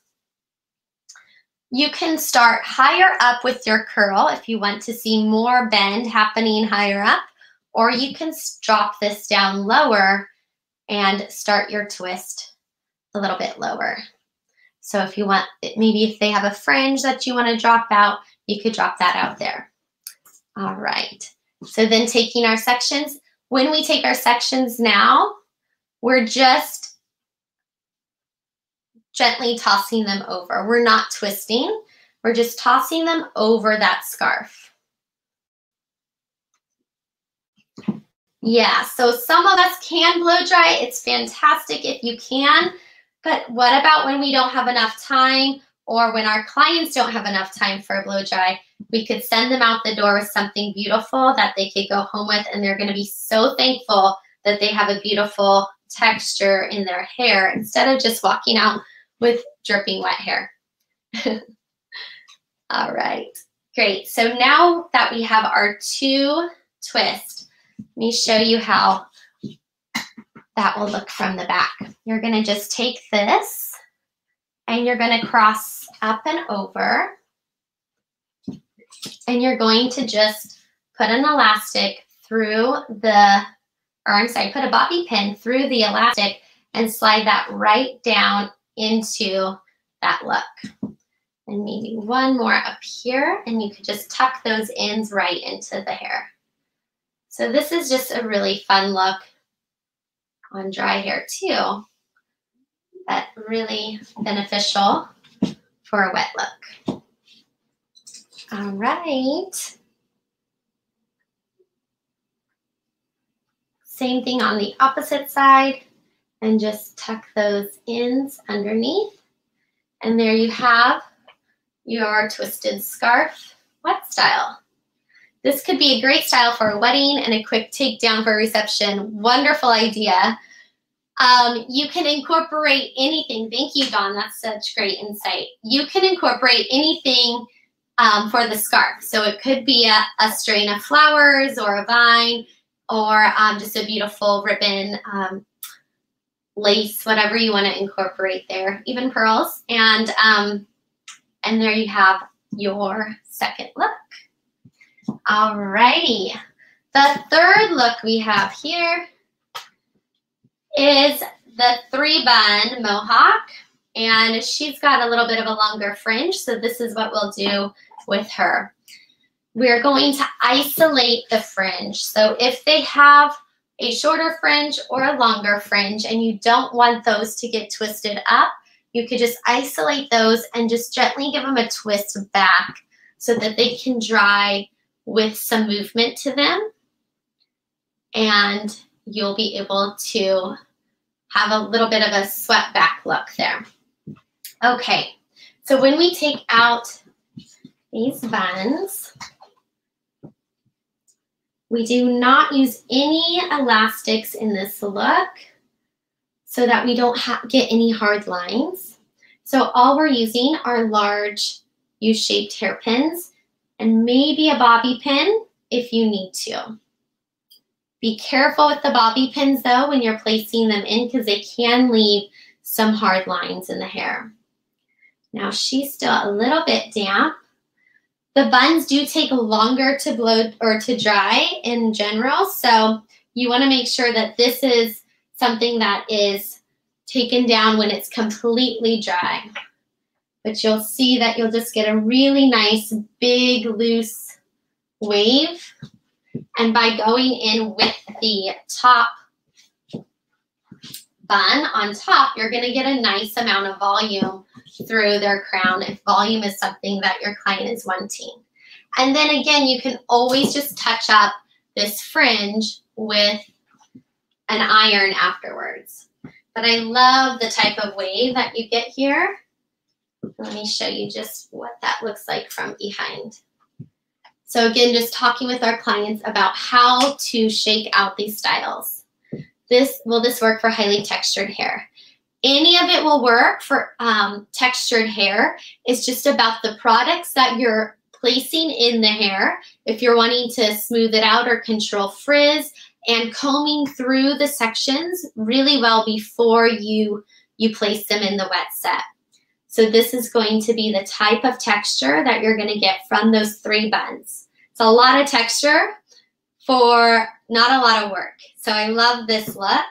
And again, when they're home, they can go through and just kind of do whatever they want with their fringe if they want to touch that up or curl it back a little bit. But that's a lot less effort for them to do than a whole head of curls. So again, just another really great option for your clients walking out the door with wet hair. Okay, so we're going to first isolate the fringe. So whatever that looks like for your client. And then from the corner of the eye, let me clip this out of the way so you could see. From the corner of the eye, we're going to be taking a diagonal line straight up to the crown. It's just a little bit of an arch line, not too diagonal, I guess. But still not working with any hard horizontal or vertical lines is going to really help to eliminate any hard lines, part lines when you go to take these styles down. All right. So if they had really curly, frizzy hair, or frizz was an problem, or humidity, you can incorporate products like Redken's Frizz Dismiss, excuse me, throughout, and then comb through the hair really well so that everything is moving in the same direction. And we're going to move this hair up to the top of her head. What product recommendations for fine curly hair? Sorry, excuse me. For fine curly hair, so you can work through volumizing products through the base here. I love Redken's Guts, or even working with a favorite hot spray of mine from Redken is the Redken's Iron Shape. It's a thermal protectant, but it has memory. So you can spray that throughout, and it's going to give you that memory and that hold. And then when your clients go through and they want to place an iron to the hair, maybe a couple days later, they have that heat protection already set in there. So now that we're all moved up to the crown, to the top of the head, with the most volume we're going to get here, we're going to just gently twist and create a nice little bun right on top here. So it's about working with intent and purpose. I'm getting to the ends of the hair, so I know that I don't want those really wound up tight, so I'm going to lay those loosely on the outside of the bun. And I know that I want volume through the crown, so I'm going to move everything up. We're going to move from the eyes up. So every section, every move that we make is with a purpose to it, with the end result in mind. So now we're taking our U-shaped pins. We're going to slide that straight down and then horizontally across that top bun. And we're going to do one more. We're going with the grain of the hair again, so that we're not getting any bends or hard lines in the hair. So the hair is moving like this. I'm going to go straight down with those grains, and then I'm going to go horizontally across that bun and lock that in place. All right, so then your fringe will just drop out. And again, you can just twist that out of your way. How are we doing so far, you guys? Any questions? I love iron shade for texture. Yes, absolutely. And it's great for spraying on your roots for just a quick touch up of a blowout. Instead of getting your hair completely wet, just spray iron shade through that base and retouch up with a blow dry. And it's a lot less work and a lot of bang for the buck. I'm loving this, Anna. I'm learning so much from you. And again, like, I just think this is so valuable, not only for today, because, you know, some states still aren't blow drying, but just as an option to share with our guests. And I was also thinking, like, you know, I'm not a mom, of course. You are, but you ever use this stuff with your kids? Absolutely. I've been really having fun with sharing all of this with the girls because I have one that's a tomboy and one that's a girly girl. And my mission is to try to get my oldest, who's a tomboy, to try to do her hair. And so looks like this one especially she loves, or, you know, working with a scarf that they like. It just makes it more fun for them. And same thing with our clients. You know, everybody's been at home with their hair in the same way and they're bored and they want to come back and their stylist has something new to offer. So it's our job as stylists, as educators, to constantly be coming up with something new and better for our clients. And especially if you're a new stylist, you know, and you're wanting to build a clientele, it's just so great to constantly be pushing yourself, especially when we've been shut down, and just invest in yourself. It's never going to hurt. It's always going to pay off. And that's what I love about our careers. For sure. One of the principles and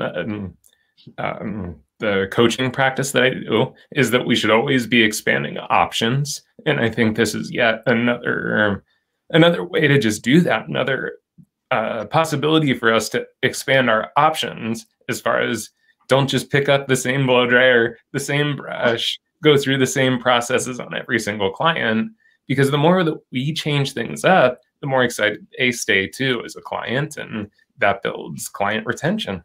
Absolutely. The most common reason why a client will leave is because they're bored and they weren't offered anything new. So I just can't stress how important it is to constantly be building our service menu and our options for our clients. And it's just so amazing. I was thinking how lucky we are to be in this industry where we are able to constantly be growing, and it's really up to us how far we want to take that. The sky's the limit. And I know that when we were shut down, it was really hard. That was the first time I've ever felt where I wasn't able to grow as much as I wanted to. And so I don't know if any of you felt like that. And it just really was so exciting to take a new outlook on it and think about with every limitation, that's an opportunity to create something new. So there's just no stopping us, and we'll just keep growing and keep getting better and have fun. There's just so much that we're able to do in this industry, and if you're not learning and growing, then it can get boring. So it's important to just keep pushing yourself and seeing what new things you could come up with. So this is the 3 buns mohawk, and that would give you that really nice, beautiful texture that I showed you when we took it down. And then her nice curtain fringe. All right. So here's the 3 looks. If you're just tuning in, we were creating the wet styles for blow dry restrictions, as well as just saving time and giving your clients something new, walking out the door, teaching them, selling more because we're teaching them more, and giving them new looks to wear home, out and about, and then shaking out a beautiful texture. Thinking of new ways to do things and offering our clients new things. And again, having fun, coming up with bandanas that represent your salon and that you can send your clients home in. Talk about marketing when they're walking around with your bandana on their head and this beautiful texture that they shake out afterwards. So I hope that this was something you guys could take away and use. And I encourage you to really look at every limitation as an opportunity and just continue to pamper our clients. Don't take anything away from them. Don't cheapen your services. Don't feel like you need to drop your prices because you're not able to offer what you were before. What can we offer that's different and more valuable now for our clients? And so I just encourage you all to try it out and see how it feels for you. And I'd love to see your work. If you want to share it, we love seeing what you guys create. I get your DMs, and it's so exciting to see you guys working on that at home and practicing. So keep up the good work, you guys. So awesome, man. People are always looking for styling information. So where can they connect with you? I'm on Instagram at Anna's_hair_retreat, and Facebook as well, but mostly active on Instagram. So if you want to DM me there and send me your pictures or questions, anything you guys need, I'm always available. So. And of course, you can see lots more of Anna on our YouTube page. She's got quite a few videos on our YouTube page that you guys can check out. We feature a lot of her content on our Instagram feed and on our Facebook. So make sure you're checking that out too, because she is awesome, like you just saw. You're awesome, Andrew. Thank you so much, you guys. It's so great to see everyone. And I can't wait to share some coloring techniques tomorrow. So yeah, very excited about that and how to give a quick blowout. So when you can blow dry, we got some of that coming for you tomorrow too. Very cool. Great. Well, thank you, Anna. Thank you. Have a great day, everyone. Kurt, join me, sir. Ooh, baby. We're 2 hours in and just having a ball with this education, Andrew. If I may say before I go any farther, it is so wonderful to have you and Anna back in studio teaching and educating again. Most of you out there understand what Andrew has been through, but he lives in Oregon, and everyone understands the fires that are going on in the West. Anna's in no different position, suffering through the horrible air that is part of the Fresno life now, and plus everything else that she's been going through. So for both of you, we talked at the top of this show about the power of renewal, the power of overcoming challenges, and you guys are walking, talking examples of it. Yeah. And, the thing is, Kurt, the thing that I think we're all learning is that just throughout this entire year, it's just this. It's just one step, one step, one step, one step. Because the thing is, even as COVID hit, we had that moment of like, oh my gosh, what's going to happen? And none of us knew. None of us knew when the salons were going to open back up. Anna's, those of you in California, including Anna, you got your salons closed twice. we just had no way to predict any of this stuff. So yeah, Tara, every step counts right now. And, I can tell you for sure, I wasn't planning on having my home evacuated last Tuesday at 2 p.m. But it happened, and it was, luckily our home made it through and we're okay. But it's just one of those things that we just don't know what will happen to us. Just to get totally dorky on you, one of my favorite quotes is from Lord of the Rings, and Frodo's talking to Gandalf, and he says to Gandalf something along the lines of, like, I wish that this never would have happened. I wish the ring never would have come to me. And Gandalf says this thing to him that just like hits me in the heart. And he just says, so do all that live to see such times. But that is not our choice. Our choice is what to do with the time. And I think that that's just so incredibly important right now, is that a lot of this is not something that we have any control over. So we kind of have to let go of control and look at what we do have control over, which is what we do with the time that we have. And so just one step forward every single day. Andrew, that's why Wellness Wednesdays is part of our lineup, is your wisdom that you bring to us every Wednesday, 4 o'clock Western time, or our time out here in the West, and 7 p.m. in the East. Wellness Wednesdays with Andrew. Andrew, you've said many times on our shows now that we try to do everything we can to help our stylists in every way we can, including how do we give them an opportunity to buy our toys at the best price possible. So if I may, we haven't really announced it. Sam brought it up earlier today. But we have a special for you during these 3 days, the 2 days today, and all the way actually through Andrew's class on Wednesday through the 23rd. We've got a special for anybody that is in attendance for our education over the next several days. Now, I'm just going to point some things out. This is the promo going on the website today during the month of September. But as a attendee here, you got something special coming to you. We are going to offer a 10% discount additional to what's already on sale, and anything else on the site is 10% off through Wednesday. There's your code, SMGO4. Use that code, and we'll give you another opportunity to save on our toys for the 3 or 4 days, culminating with Andrew's class on Wednesday. So that's our code. We'll drop it into the lower thirds for the remainder of the day when it's appropriate, as well as doing so tomorrow. But for you guys, for attending, thank you as always. And this hopefully will be an opportunity to take advantage of Sam via toys. I mean to say tools. All right, Andrew. All right, let's get to our next guest, because this dude is someone that I have a lot of love for. We have a lot of love for.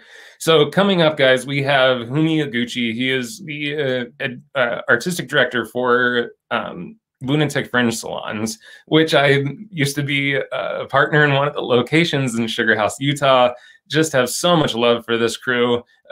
Just as a company, Samvia, we of course support every group, but we have special love for our friends at Lunatic Fringe because they carry the same principle that we do, which is about supporting the industry through education. They give their stylists an incredible level of education. But this guy that you're going to see right now, Fumi, is a fantastic hair cutter, fantastic hairdresser, but he's also a photographer, a videographer. So you're going to see something truly creative from a truly creative heart. So Kurt, if you want to bring Fumi on with me. Hello, Fumi. What's happening, Andrew? How are you? Good to see you, my friend. Good to see you. Can you hear me good? I'm not going to take too much of your time. I can see that you guys are ready to rock. And before Fumi starts, I do want to let you know that he is using a live model just to squash any kind of concerns. This is someone that he works with very closely, even in photo shoots and stuff. They've already been COVID tested together, and they're wearing masks. So please focus on the hair and take it away, Fumi. We're excited to see what you have for us. All right, sounds good, Andrew. Thank you so much for the Zambia community to bring me in today to be able to share what I can share in the hairdressing community. I think today it's going to be how to reduce the density with the unique dexterity way, and how you can personalize, detail the haircut when you are finishing. So I think this is a key part of our industry that we can make the money detailing and personalizing the haircut, because most of the how-to haircuts are out there, and then most of the hairdressers are behind the chair. I think how you can actually raise the price, how you can actually make it slightly different from the how-to haircut is to personalize and detail. So let's dive into it. So we got a beautiful model, Kenzie, over here. We're gonna spin her around. And thank you for the Zambia for supporting me to use these tools. I'm very appreciated. I will be talking about some of the tools that I used in a little bit, but we're gonna go start cutting the hair. So previously, I've already pre-cut it.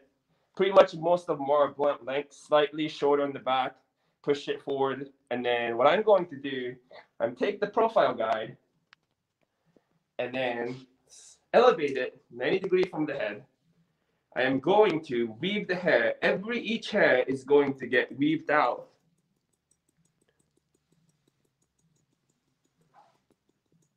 to reduce the density from the internal to the external silhouette of the hair. What it does is, like, without breaking out the silhouette of the hair, it will remove the density from the inside. Previously, I used to use texturizing scissors, a different technique to remove it. This has ultimate control where you want to remove the weight. If you want to go for the more particularly towards the end, you can remove it. If you want to go internally a little bit more closer to the scalp, you're more than welcome to try.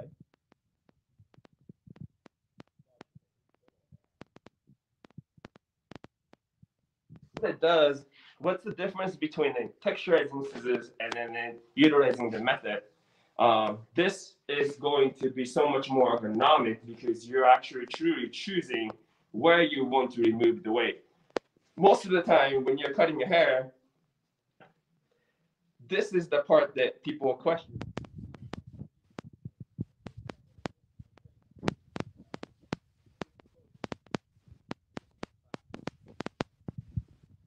And then cut the hair that it's falling. And then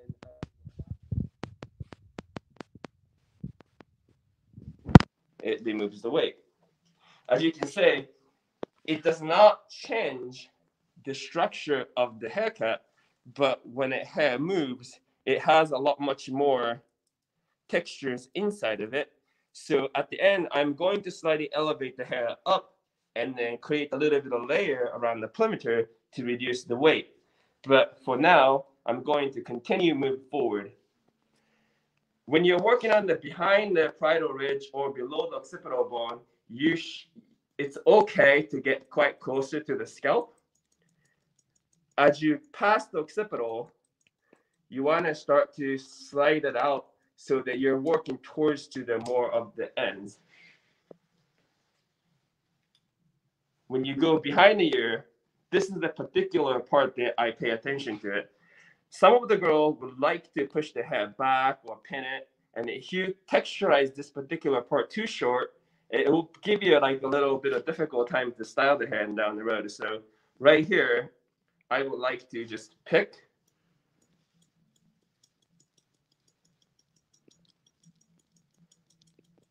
slightly over direct it back so they're remaining a length in the front.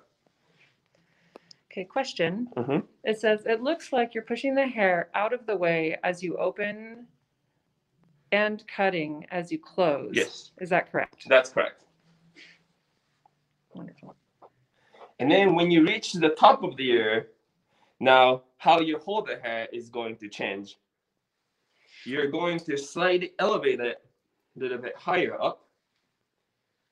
And then you are pushing the hair out.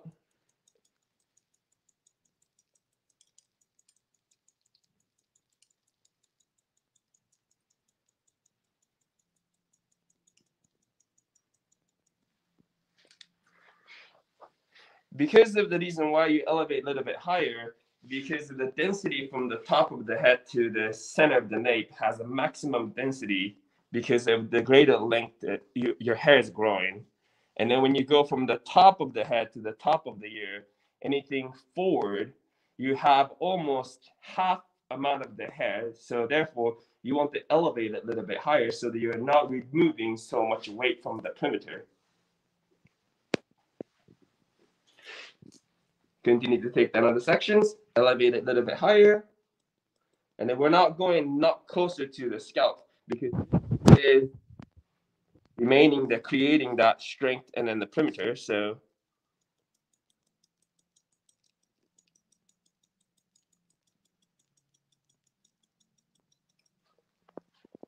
this is the technique that is it necessary to earn? Probably not, but would it mesmerize the guest?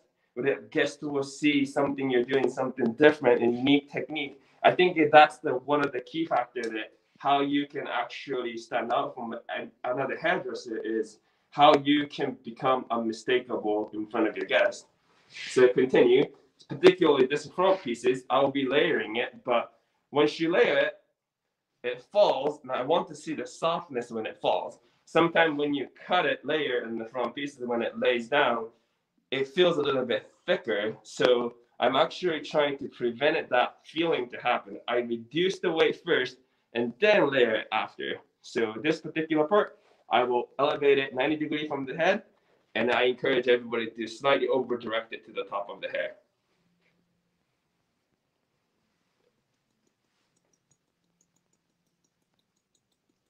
Question. How do you make the hair fall with your fingers?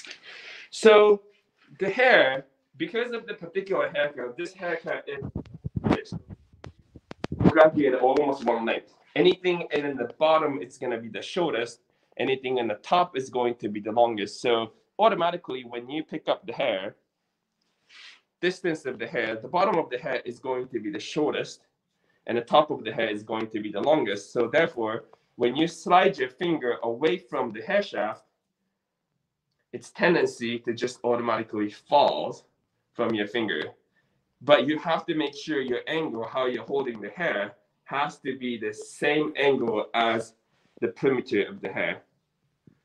Here you go one more time. If you hold it straight out, it will be hard to fold the hair.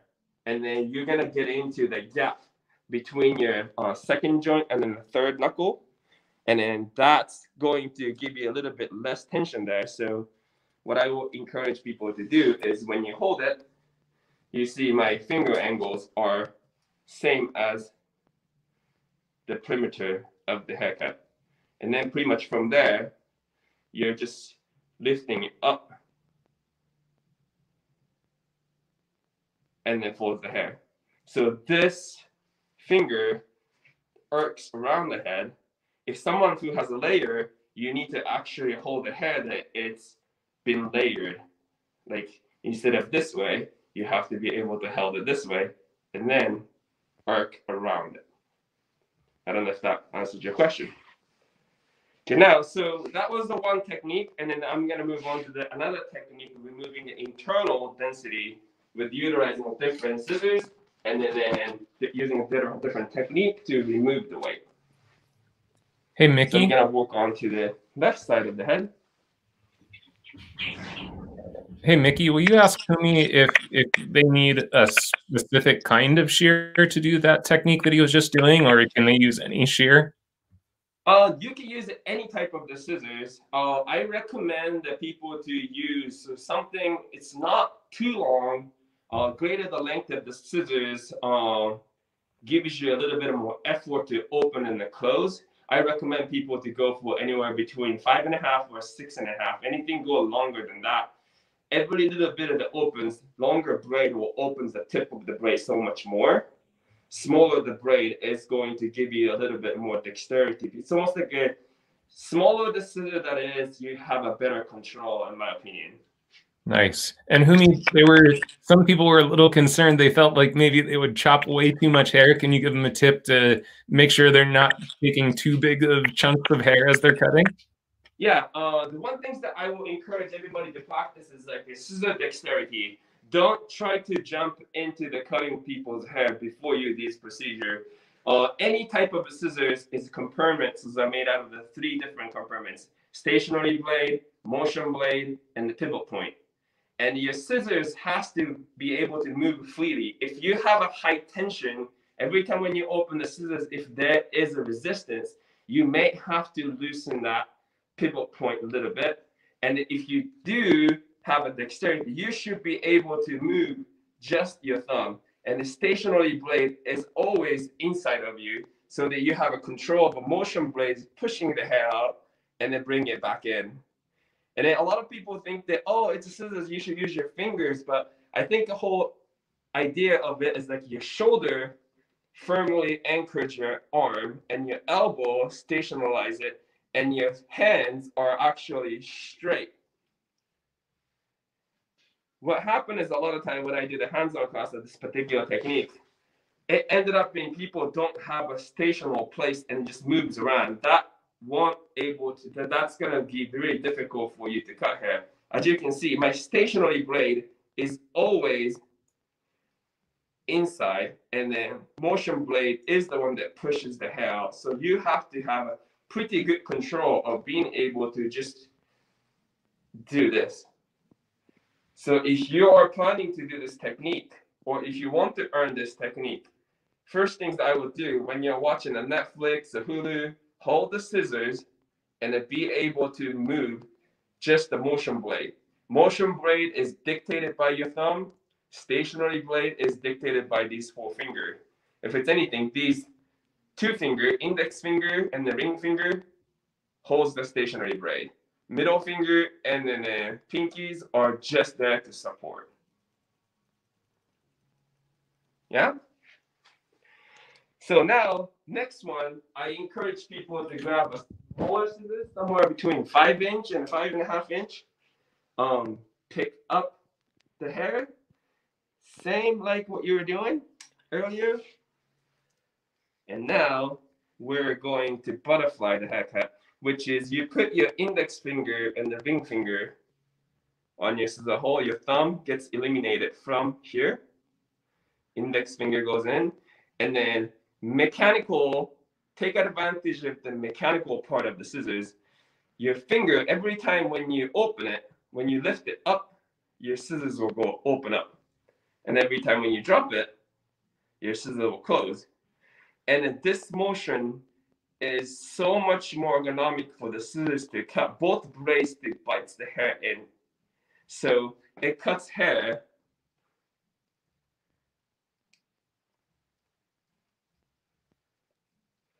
just like how I was weaving the hair, but this is going to be a more random approach.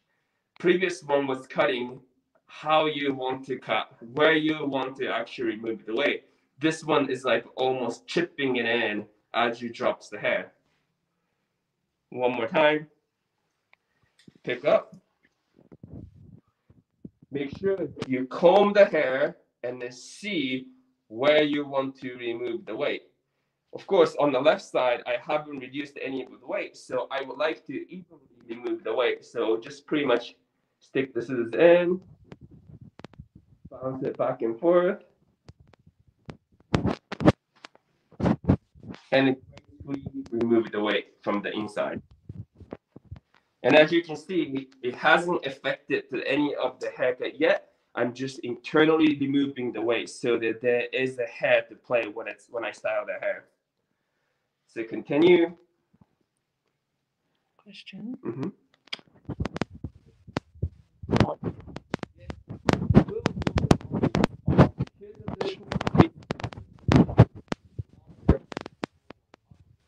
Shorter hair, a tendency to push the hair out if there is a longer hair is on top of it.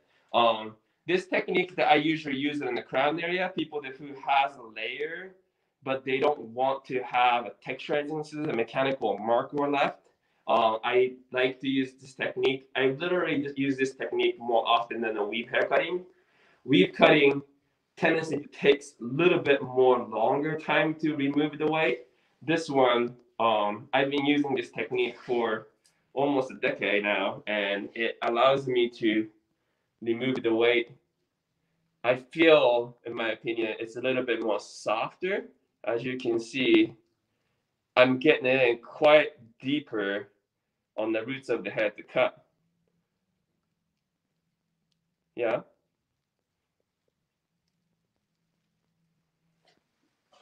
And then this is simply, if you will come out from this angle, it's easy to see. Again, when you reach closer to the behind the ear, you want to lift it up just slightly so that you're not removing a perimeter of the density too much.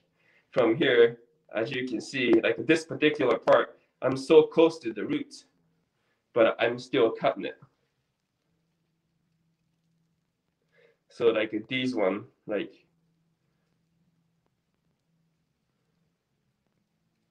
Question. It looks like you're doing it on straight hair, but what about curly hair? The curly hair, you might want to tap it into it. The curly hair, you won't have that control of the holding the hair, and then tendency to actually wrap it around on your scissors when you're dropping it down. If you do have a curly hair, there is a technique that I use, is like tapping method, which is hold the roots closer to almost an inch away from the roots. And then particularly this section, I'm going to slightly elevate it a little bit higher.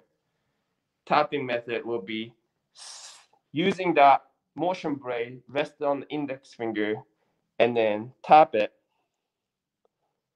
and then comb it out, and then move that. This was the place where I tapped. I drag that finger almost 1 inch above, and then tap that. And then a little bit far out,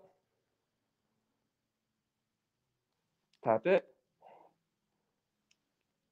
The reason why I use this method on the curly hair, after when you cut it, tendency to remain on the hair shaft. Sometimes it won't fall on the ground, so that when you're tapping it, sometimes you're tapping, and then if you don't comb it out, you might be tapping the hair that you've already cut, and you think that you're reducing the weight very gradually towards the end of the hair shaft, but sometimes you don't really have much control. So when I have a curly hair, when I want to remove the weight, I always test where's the first curvature of the curl, and then once I determine that, I elevate it based on the haircut that you're doing, and then tap it. Go ahead. So, Fumi, keep going with what you're doing with your explanation. Once you're finished with that, if you can show them one more time with the last technique, exactly how you're holding the shear. And the other question too is, are you completely closing the shear with each, or are you kind of keeping the shear slightly open? Good question. When I do this particular technique, you get to control how much you want to remove the weight based on how far you want to drop it. If you drop it greater the distance that this is the traveled all the way down to the parallel to the, so like right here, index finger and the middle, index finger and ring finger together, and then greater the distance scissors will travel to the 90 degree, this is the part that it closes. And then when you open it, of course it opens the braids back up.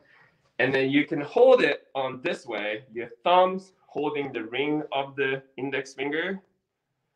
And then this particular scissors are curved slightly in angle, but if you have scissors that it's a bit more standard, what you can do is you can hold on to the middle finger, can hold on to the pivot point, and then push it down. This is so much more easier to do, and I just don't have a small enough scissors to do this part. So if you're not comfortable with it, this will be the best way. Use your finger, it's like this, and then put your thumb on it, and then use your middle finger to push the braid down. And if you want to do slowly, you could do from here, yeah, and then push your middle finger down. Are you closing your blade all the way?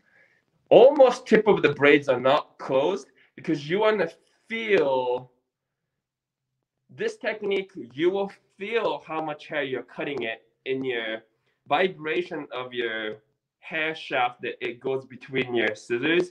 You will feel it. If you're stabilizing it when you're striking it with your authority, you only know that you're actually cutting it through, but this, you will feel the shaft of the hair, how much it gets into the braid. And when I do soft approach, I'm not really removing, so that I'm closing only to the 45 angle right here. But if someone who has a thicker hair and I wanted to remove towards the closer to the scalp, I would just definitely just dive in and just kind of go more dynamic approach using an elbow to actually move the weight internally a little bit more closer.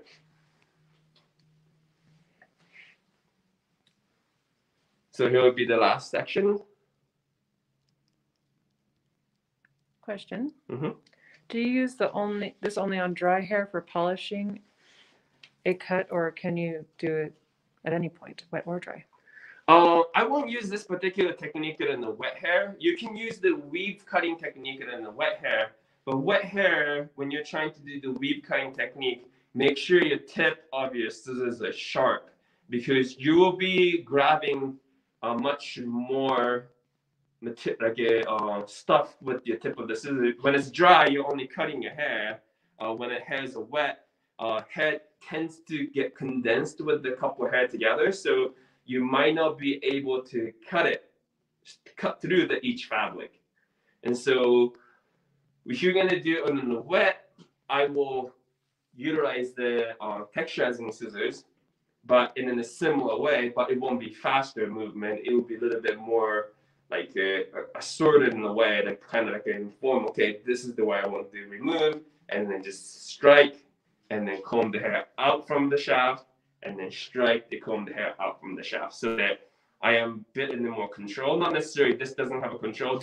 It gives you that aesthetic that you can see how that hair is playing after when you remove the internal weight. Previously, it was very sitting heavy, but now hair can lift up and it creates a little bit of more illusion of the softness without changing the haircut. Okay, I'm gonna move on to slightly putting the layer in. Is there any question at this point? We're good? Okay, so now since I removed the internal weight, I'm going to elevate the hair. And then this is the part that I usually do hands-on class.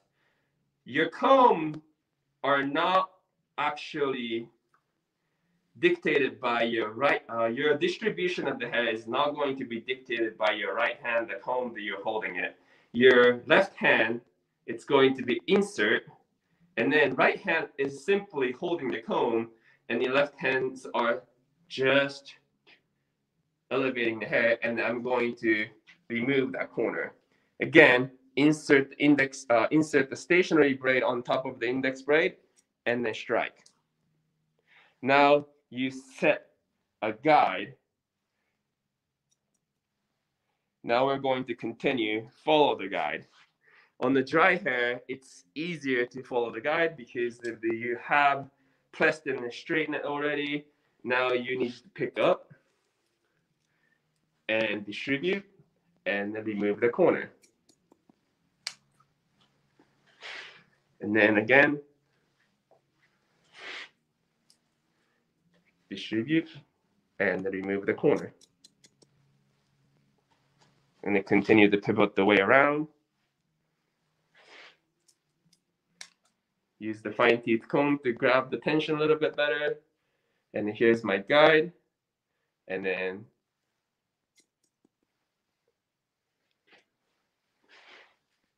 continue to move forward. Once you reach to the top of the ear, I'm going to slightly over direct it towards me.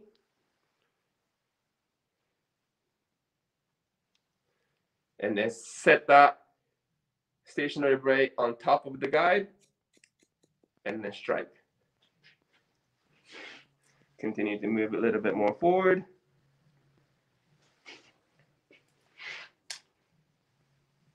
Over direct it back a little bit more. Insert the stationary braid on top of the guide and then strike to get it crisp. Once that's done, again, nothing to cut, which is good. Now, we compare from the left and the right. Right side, we didn't remove any of the length, but we add the layer around the perimeter, so the hair is removed the weight. Now it has the movement. It creates a little bit more texture. Even though I cut everything so blunt, it has a texture lived inside. So therefore, when she curls her hair, if she presses it straight, if she combs the hair, it reduces the density internally, but without changing so much of the aesthetic. We're going to move on to the left side of her head.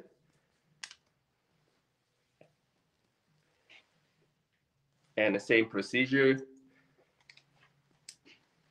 Question. By taking the point off, does this encourage the hair to turn under?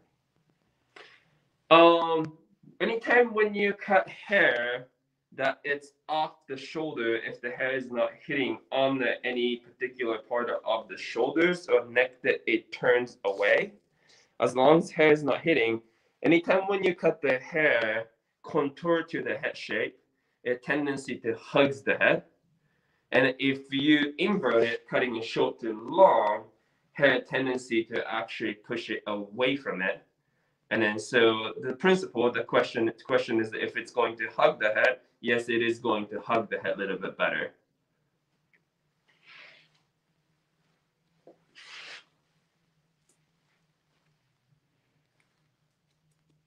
Okay. One more question. Is there an advantage to doing the interior texture first and then the layering? Yeah, I believe so. My hair cutting philosophy, I usually tell my students or my coworker, you should describe yourself with the 3 different adjectives to describe what kind of hairdresser you are. My approach currently is like a constructive, which when its hair is wet, I cut everything blunt. I put them in the shape. And then 2 other adjectives to describe how my hairdressing is a gracefully beautiful look. So gracefulness comes from when it has the dry, I style the hair and then remove the weight. And then layering, actually, I do that at the end because you don't necessarily have to, there's no right or wrong to do the layering on whether it's wet or dry. But when it's dry, I can see the transformation. And literally, it's like a magic. When you put the layers in, you can see what's going to happen. Even when you blow dry it, lift the weight or use a curling iron. Even so, when its hair's dry, when you put the layers in, it looks great if you remove the weight inside, if you know how much to remove. Because when you put a layer in, layer does remove the weight from the perimeter of the hair, but also it rebels its own natural texture. So if someone has a naturally curly hair, if you put the layering on it, a tendency to just get a little bit bigger or wider. And so I know I've done hairdressing, I feel enough that, oh, this particular hair texture, the hair fabric, if I put a layer in, it's going to expand maybe just slightly more than I want to. So before you set the layer in, I like to reduce internal weight. So when I set the layer on, it will set it into the way I want it. But that procedure, you can't really do that when it was hair's wet. You can guess somewhat, but if the hair is dry, you can assess that 2 essence together really well. Did that answer the question? I think so. Yeah.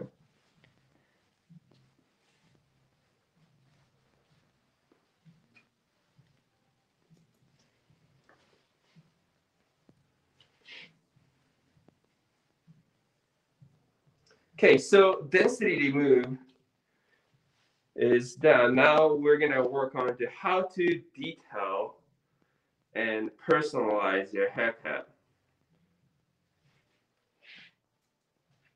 Okay. So when I say detailing the haircut at the ends, I always think as I'm like, okay, where is my guest see the most? I think most of the time they see their face the most. Like a lot of people use the terms called face framing, But I usually like to tell my guests that it's kind of, I like to detail your haircut at the end. What I mean by that, we're not going to create the fringe, but she had this solid blunt look for a little bit. Now I'm going to soften it up a little bit more around the face. So how I'm going about it. Instead of taking a big, huge section, I like to take this very skinny sliver triangular sections on the where the parting is. And then she's always parted in the center. So I take just teeny bit of the sliver of the hair. And then this particular part of the hair, instead of cutting it, I like to utilize the technique that earlier I was using. I like to cut it everything from short to long on this technique. Just enough to remove weight, but yet taking some of the length off. So that made the front of the piece just teeny bit shorter and the softer. And then now I'm going to take one section at a time. And then I don't use this as a guide. I use that as its own individual part of the hair. And then instead of layering it, I'm going to take that internally, going shorter to longer. And if I take the same section pick up, it's softer, but as you can see, it's a shorter, and then it gets a little bit longer, and then there is a structure left on the perimeter, but it's not so solid anymore. And then that allows to have, instead of having such a strong corner, it gives a little bit more texture than the ends. The reason why I started going with the method, I used to elevate the hair and then cut it because I want to make it frame around the face, but you also need to consider how far is her recessions are. And then that particular method, a lot often, like you ended up having a disconnection from here to the bottom of the hair. And then once you remove this arc, the really, really small arc, if you remove too much hair from it, it tendency to look a little bit gappy. So I wanted to have the gracefulness that hair falls, but remains the shape, but a slight difference on the aesthetic. Question. Okay. Do you use any products on the hair to work with this technique? The product usages are like I tend to use a very light product, nothing heavy. If I were to use any type of the mousse, I don't like the mousse to be like too sticky. Honestly, there's 3 brushes that like I use to prep her hair with these are the 3 brushes that I have used. And honestly, guys, if you guys are in the Sambio community, this is probably one of my best favorite brother. Now it's light. I don't know if you guys ever held it before. It's super light. It's great heat. And then, I don't know, Hey, Mickey, can you get a little closer to Fumi? We can't hear him. Oh. This blow dryer, it's super light, and then this is one of my favorite blow dryer at this point. I've carried so many blow dryer, and this is now become my favorite blow dryer. And how to style the hair, a lot of people I have taught or I encounter to do the education, people say, well, what's the difference on these 3 brushes? Number one, this is great because it has plastic bristles and then the inside has a ball bristle. So as you can actually brush the hair out, when you wash your guest's hair, detangles the hair faster. And at the same time, it's easy for you to go right into the haircut after when you brush the hair with this because it polishes the hair a little bit, detangles the hair, and you can just go straight into the cutting hair. And this was the one that I used.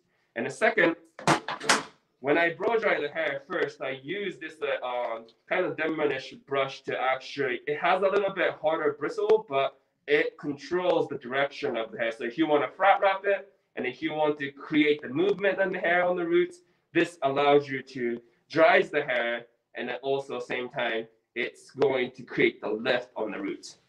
Once you create the foundation of the drying, this brush will polish the hair and smooth out the hair. And then this is like a really great because it still grabs the hair with the bristle. And at the same time, when you add the heat on it, you can tell what's going on with the hair. If the hair is slightly like a brittle or compromised from the chemical process, if you add the perfect angle on the braid of the hair, you can see the hair shaft get smoother and shinier with this. And then at the end, I used flat iron to polish the silky look. And then do I need to do it all the way? I do, because I would like to have control, and then if I can style the hair better than the guest, I seem to make myself look a better hairdresser. So, all right, and then I'm going to move on to the second sections in the front here. And then from the short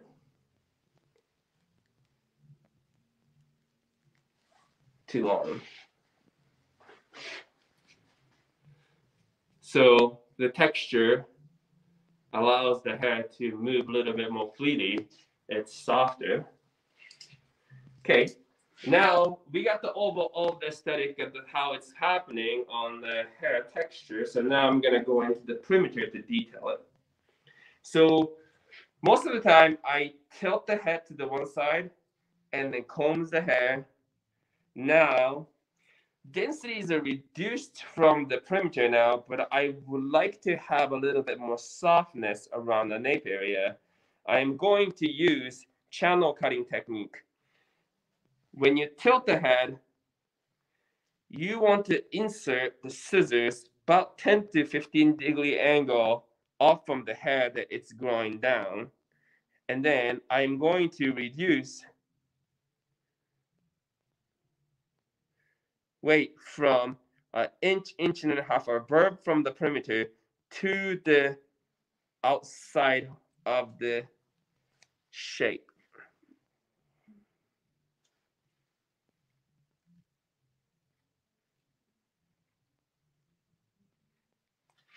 Every time when you channel the hair tendency to lay flatter to the nape.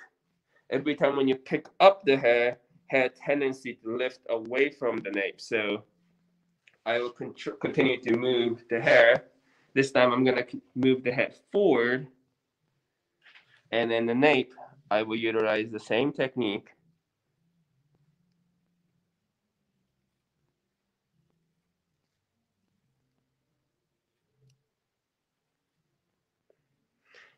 And then good thing about it is like every time when you put that braid in, you always touch the scalp with the tip of the braid, this motion braid.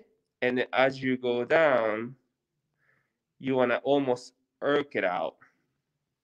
So they started from the really close to the roots. And then when you push it, as you can see, it's lifting out. So from here, when you drive out from the hair shaft, you should have the scissor lifting away from the nape. And then when you go to the other side, same principle. You might want to use your left hand to guide the braid.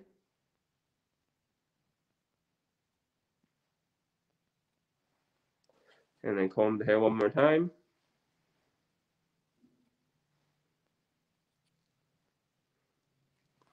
This allows you, because neither of my technique that I showed you earlier does not remove the weight from such a short hair like this. You can, if you want to, like you could approach like this, but that takes a little bit of time. And then remember, when you pick up the hair and you cut it, the hair tendency to lift up. And so it's best to channel these hair down, especially nape area, I want this nape hair to lay down a little bit more softer. And then a lot of people ask, do I point cut the perimeter? I don't point cut the perimeter much anymore. If I see anything longer, I try to channel them down to get the straight line, because remember, I like to cut hair when its hair is wet. I do the constructive approach. I would like to get perfect as much as I can, and then when it hair is dry, this is my playground for me now to actually have fun with it. Question: Does this give the hair movement in any the direction you cut? One more time. Does this give the hair movement in the direction that you cut? I like to push the channel out towards to the front.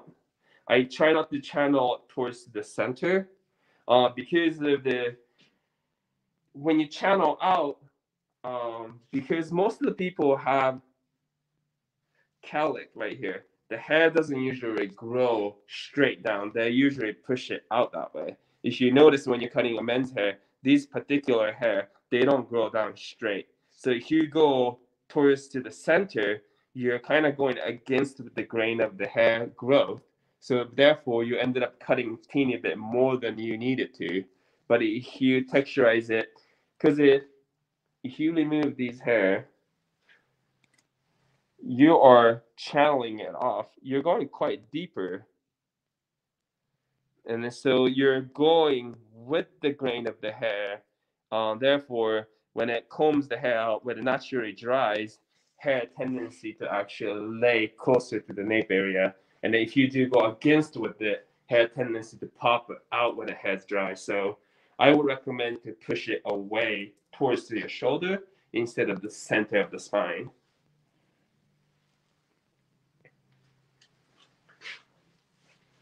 Okay. Now, I'm going to remove just a teeny bit here.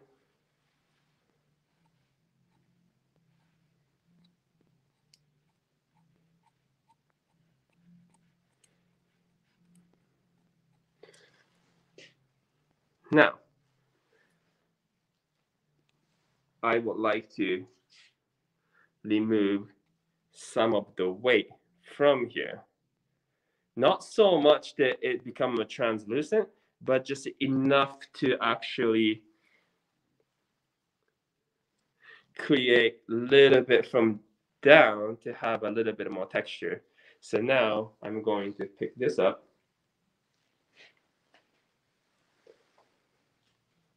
And then this angle, I'm going to utilize this technique.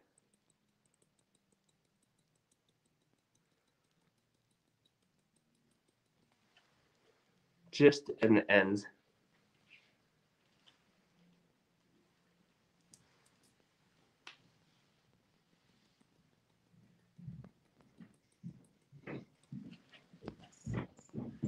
A teeny bit, but instead of getting translucent, your density is slightly moving from the heavier and then gradually getting a little bit softer and then blended into the previous head I cut in the front.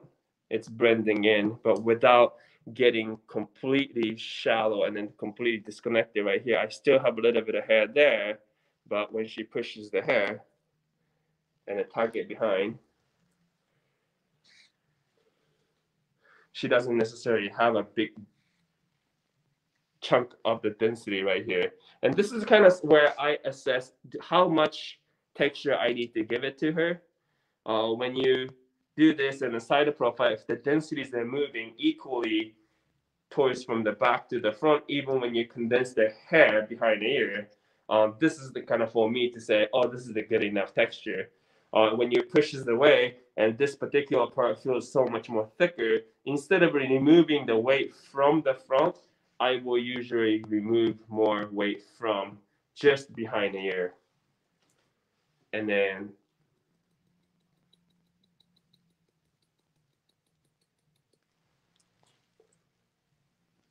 do so allows me to assess, okay, now it's settled really nice right there. And then just move on to the other.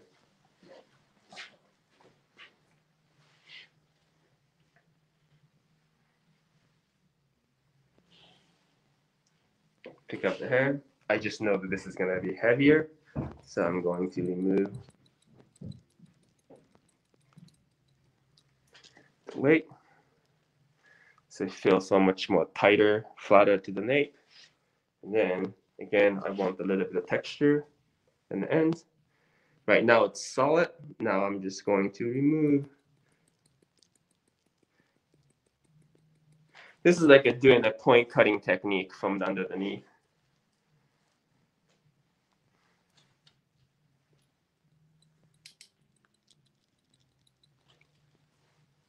So when the hairs are pushed behind,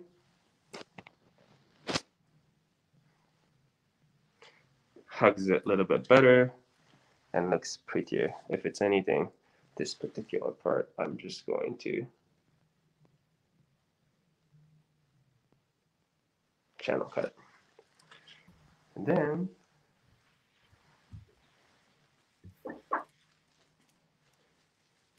now we're going to use a blow dryer to blow some of the hair off, and then I'm going to style it a little bit. So like since I press the hair, when you press the hair, when you try to use the blow dryer to restyle it, I think the temperature on the flat irons are so much more hotter than the blow dryer heat. So only way that I discovered was to slightly mist the hair down, add a little bit of moisture, and then use the brush to actually create a different bend with the hair. So I'm going to use like a mist, slight mist on the hair, add a little bit of moisture on the hair, just teeny bit more. And then from here, I'm going to use this brush, polishing brush, to smooth out the surface.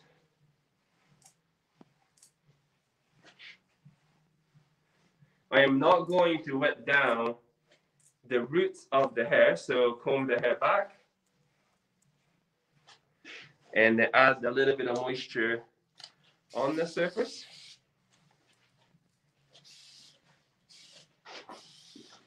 And this is like usually I use this technique for the photo shoots and stuff. Sometimes you go on pin straight and then you want to add a little bit of textures or like a little bit of curl into the hair instead of wetting the whole entire hair down. Add the moisture, blow dry it, evaporates like a little bit of moisture out.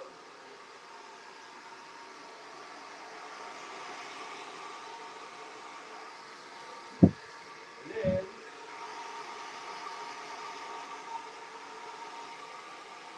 use the polisher brush.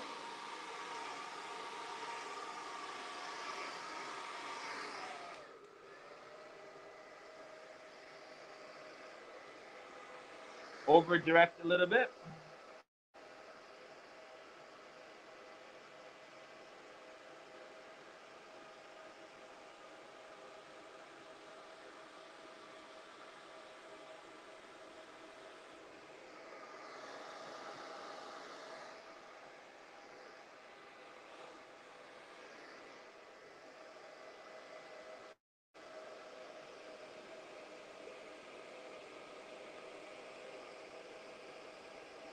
And the midpoint, cool it down a little bit.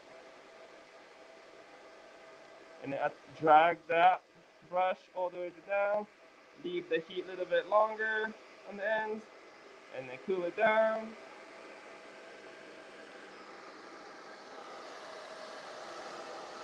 And then the hair that slightly bends around the face. And the same thing will happen. Top of the hair.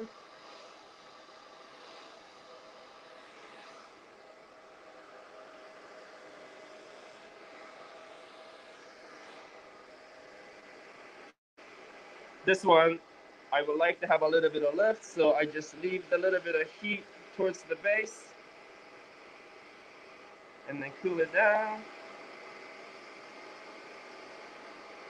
And then drag it to the half mid shaft, add more heat. And then cool it down. and then goes to the end. Add more heat. And then cool it down.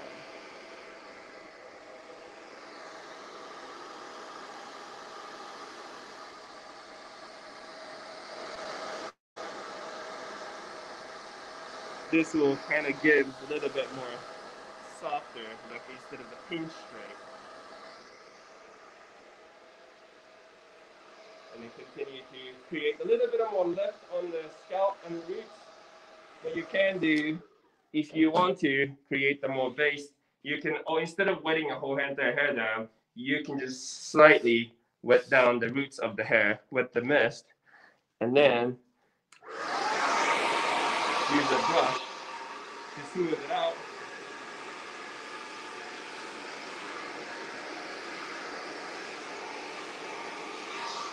And then pick up, over direct.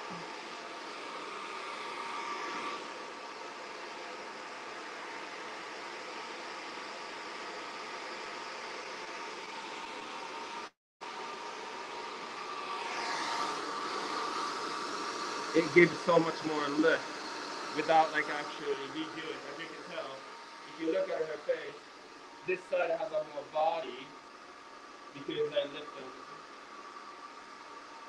scalp.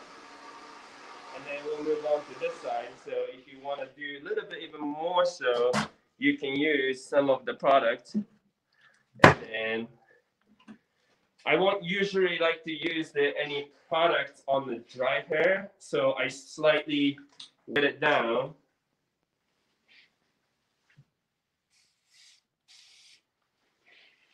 And then just add a little bit of products in it. That happen to be Redken product. And then lift it and then comb the hair out a little bit. And then grab a blow dryer and same procedure. Comb the hair out.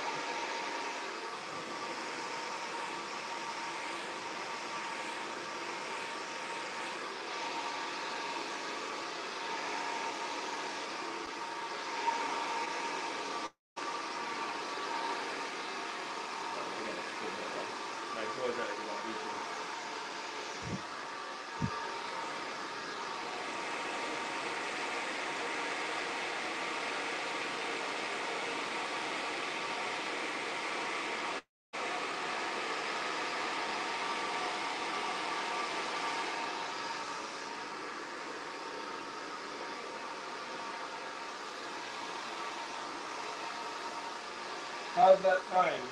Are you guys still okay? Like, am I almost done? Or?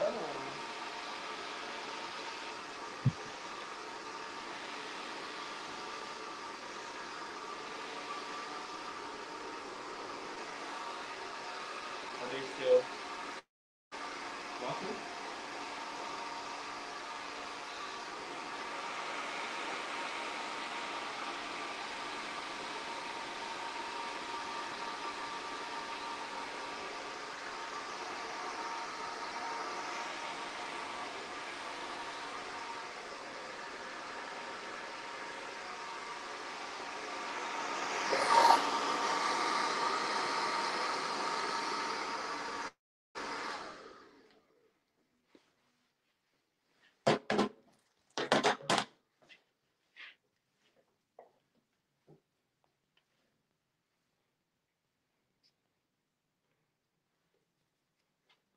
Here is a transformation from the very solid bob to slightly textured bob that it has the movement. Changing, it's not changing too much of the haircut, but removing the weight from the internally creates the gracefully beautiful look. Fumi, this looks so incredible, my friend. This is just stunning. And the comments that you're getting are just like over the top about how much they've learned from you, how wonderful you are. Just, you got so many comments on just how nice it is to watch you cut hair. And I'm going to give you a huge compliment right now. one of our old mentors, I think that you have hands just as smooth as James Morrison. Oh, nice. Thank you. Should I just cut the A line? That's it? Absolutely. No, this is fantastic. And what's cool too is I think what everyone really enjoyed was they were really creative techniques and really interesting techniques that I think will challenge some people to try new things, but very effective and used in a way with intent and purpose. It wasn't like you were just grabbing random sections of hair and just chopping into it. You definitely had a very specific purpose, and you did a fantastic job of even just explaining the what, why, and how behind each thing that you did. Thank you. Yeah. Yeah, it helps, you know, if the models are just great, you know, it's like I can do anything on her head and she'll look always great, you know. Yeah, that's always the trick, right? Yeah. You put someone with a beautiful face, even underneath the mask, you've got a beautiful model with great hair and everything looks great, right? Yeah, there's no mistake on it, you know. Yeah. Well, guys, definitely you want to follow Fumi because, like I said, Fumi is also a fantastic photographer. He's a videographer. He creates really beautiful video work. But also, I want to do a huge shout out too because lots of comments were coming in about having such great camera work to see the details in the haircut, to see the details in what you were doing. And behind the camera is our friend Mickey. And Mickey is another great hairdresser and educator from Lunatic Fringe. You can definitely connect with her through Fumi's social media too. Hey, there she is. And so, you know, to both of you on behalf of our company, just want to thank you so much for spending your time with us and sharing so much great content. But from me personally too, I want to tell you both that I'm very, very proud of you both because, you know, you were part of my crew back in the day. So it was just amazing to watch both of you today and to just see how inspiring both of you are. Awesome, Andrew. It's always a pleasure to hang out with you, you know, like you remember the back in the day, backyard boxing, you know? Yeah. Well, and I want to tell you guys a quick story about Fumi. So Fumi comes in, I was working at a small salon and Fumi came in to be an apprentice for us. And at the time he had just moved pretty recently from Japan, so pretty limited English and stuff. And he was so awesome because he was like, hey guys, because we had a whole like DJ set up in the salon with turntables and stuff. He's like, hey guys, I want to play you my favorite song. And so he goes back and he puts in this tape, clicks play, and we hear dun dun dun dun dun dun dun dun dun dun. It was Ice Ice Baby. I was jamming the Ice Ice Baby. I was so fascinated, you know, like, okay, I like this beat. I'll never forget it, Fumi. We had so much fun. Yeah. But, again, thank you so very much. We all just want to thank you so very much for dedicating your time, taking the time to just put together such a beautiful presentation. No, thank you so much, Andrew, and thank you for the Zambia crew and everyone for giving me a platform to be able to share what I can share in the industry, and then hope everyone got something out of it. And then, you know, let's thrive, and then instead of surviving, and then let's innovate. Let's continue to innovate. Times have been tough, but I think that an artist, as a hairdresser, we can always, you know, hone into our craft to become ourselves better. So this trick was maybe it's difficult for you to get yourself started, but we all gonna morph into your own style to create different way to cut hair. And I would love to see someone come up with a new way to cut hair, and I can learn from them as well. Yeah. Well, thank you, Fumi. Thank you too, Mickey. Thank you. See you guys. Okay, see you guys. Bye. Whew. Andrew. You know, while Fumi was on, I went to the dictionary, I looked up the word artist in the dictionary, and there was a picture of Fumi. I mean, dang. Yeah.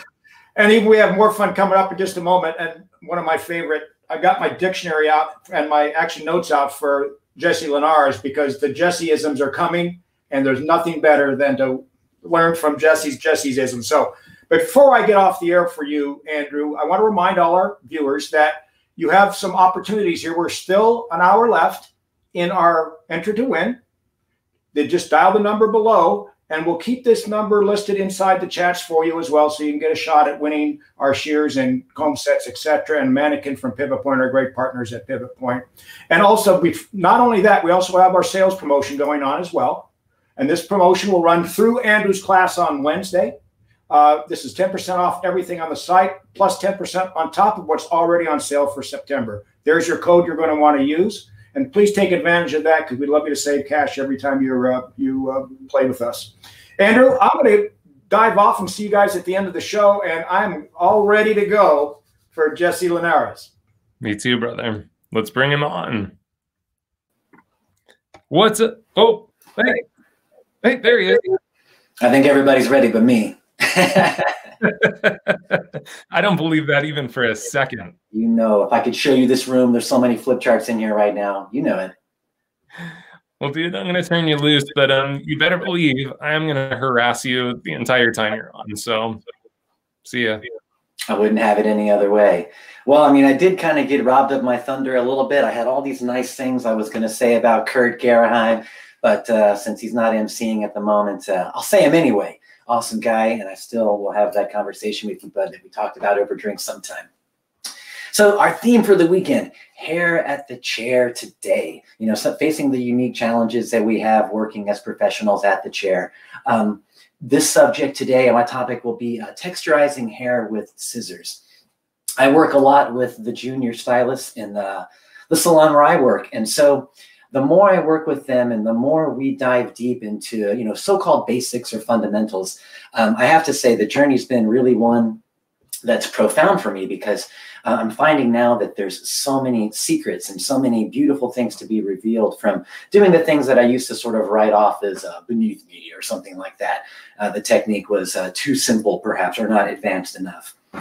So to that end, I do want this to be a discussion today. We're in the final hour, the wind down hour, another Sunday slow jam with Jesse. You know I like to talk. I love a classroom vibe. And right now I'm in the little room. It gets kind of lonely in here. So guys, please light us up with questions. And I'm going to start with one right now that y'all can start to chew on. And that is, why do you think that we texturize hair? What's the point of doing it? You've had some sneak previews all day, watching Fumi, watching Sam, and earlier today, and all the stuff that they were doing too. So some things were being accomplished by what they did. So bring on those answers to the question, why do we texturize hair? For me, the romance was started when I was going to hair shows at the beginning of my career, and you would look at some platform artist on stage, and you know, for me it was Sam, of course, and he's picking up this huge section of hair and then fanning it out like we saw Fumi doing a little bit ago, and then just with big giant strokes, disappearing tons of hair. Hair literally flew through the air, and then when the section was dropped, it looked absolutely stunning. And I remember my mouth at that time kind of hitting the floor and thinking to myself, what was that? Or what did he just do, wanting to understand? So it became a passion point of mine. And that's what we're going to get in today, is all the ways that we texturize hair. Why do we do it? What's accomplished when we do it? What are some of the mistakes that we make when we do it? And how can we make it better for ourselves at the chair? So typically, why do we texturize? Did anybody have any comments on that? They can throw them up for me. I'd love to see them. To create volume, to make movement. Yes, of course. Thank you so much. We texturize hair to take away some of the weight of the hair and get a better movement of it. Absolutely right. Why else do we texturize hair? To make the hair dance. Okay, I like that too. A lot of times, traditionally, we would texturize hair to disrupt a line that we saw in the shape, to create a new implied line along with another line, or like a reducing weight or creating movement, like you guys have already said. So here we've got Lydia with us today, wearing two finishes on the same haircut. One is a little bit of a sleeker salon finish that we did it just so we can show how sometimes a nice blowout can hide a lot of things that we might have wanted to go back and fix. So on this side, you can see the natural texture. This is what she brings to the table anyway, cut totally dry, no funny business. This is just what she's got, letting us see it in two different ways. And we're going to look at some of the ways that we point cut. First of all, let's talk about that.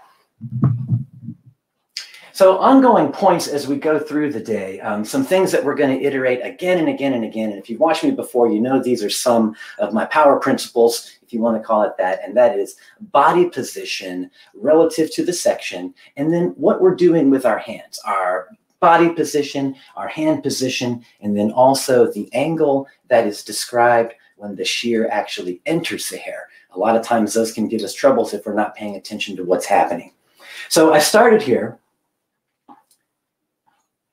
with just a nice heavy perimeter. Everything here was cut kind of in your basic 90-degree idea for a haircut to the room and not the head form. So underneath the vertical transition here, or the so-called parietal ridge, we simply brought everything out horizontally, cut it nice and clean with a 90-degree angle. On top, we lifted everything up, cut it nice and clean, blending to the guide that was left for us at the so-called parietal ridge or vertical transition. Simple cut, salon meat and potatoes, and you can see there that it leaves us with that apex in the weight that happens right there. So giving us plenty of stuff that we can work with. So why do we texturize? Creating movement, disrupting a line. Here we have a really heavy perimeter, as you can see. And what if we wanted to go in and change that line?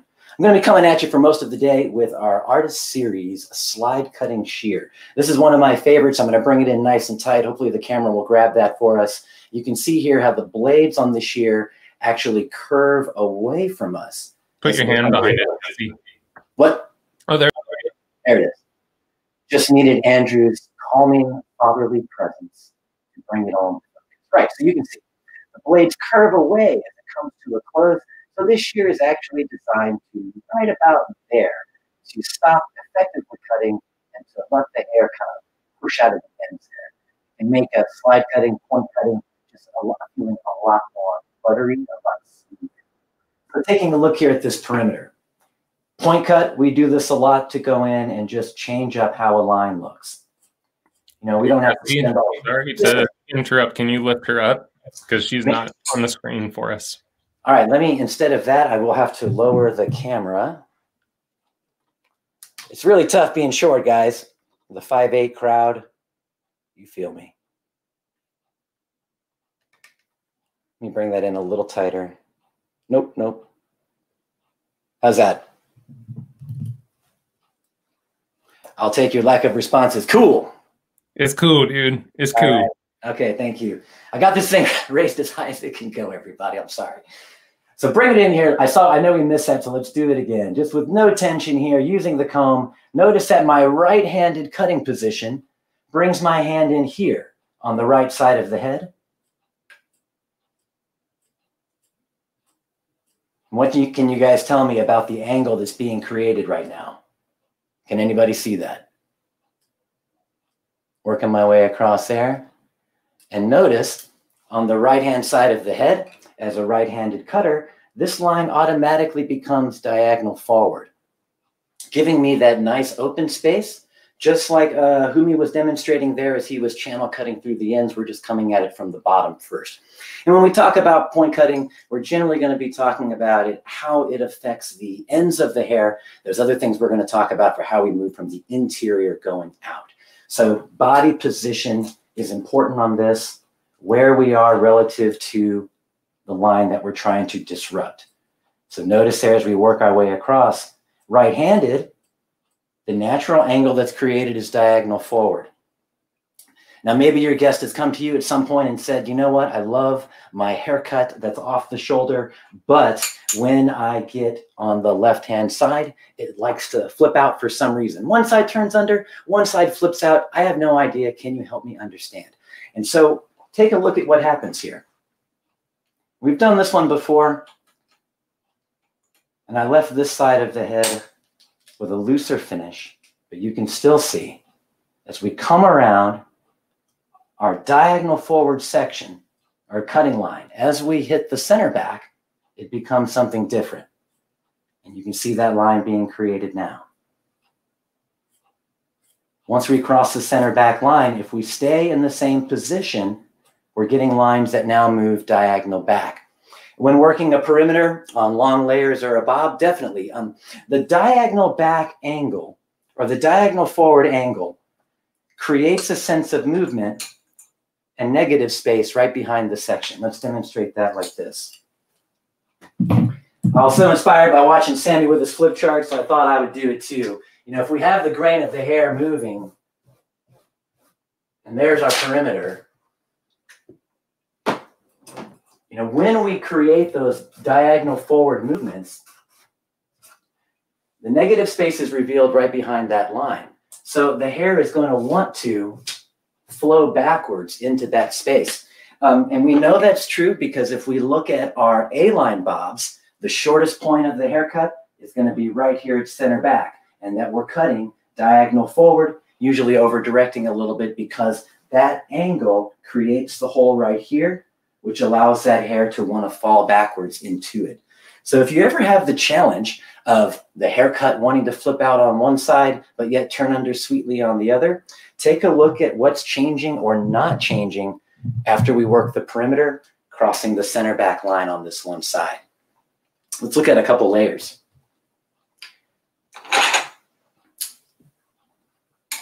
One of the big goofs that we make sometime when working this idea in layering is that we keep the guest totally centered to the mirror, and then we plant ourselves like a rock directly behind him or her, and then we stay in those positions the entire time that we're cutting the hair. This can cause us some difficulty here. Let me raise her up. Right there. So once again, if I'm a right-handed cutter working a vertically layered idea, which we've done before, I'm going to raise this up so everyone can see. Bring her down just a little. Here we go. That view looks good. So as we bring this up, you can tell that the line that was used to cut it was elevated about 45 degrees to the room. Nice clean cuts right there on the end. So working the ends point cutting. As I'm right-handed, working on the right-hand side of the head, you can see as I close the shear, the angle that's created is short to long going this way. So this is going to work really well with the layer plan that I had when we designed the shape, which is short to long to the bottom. So working those angles going that way on this side will give me a really nice result that lays together very sweetly. Where we sometimes get in trouble is when we keep the same positions, but we try and do the same exact thing on the other side, which is mechanically impossible. So look over here. Now on the left-hand side of the head, same area. If I don't change something, notice my angles when I point cut.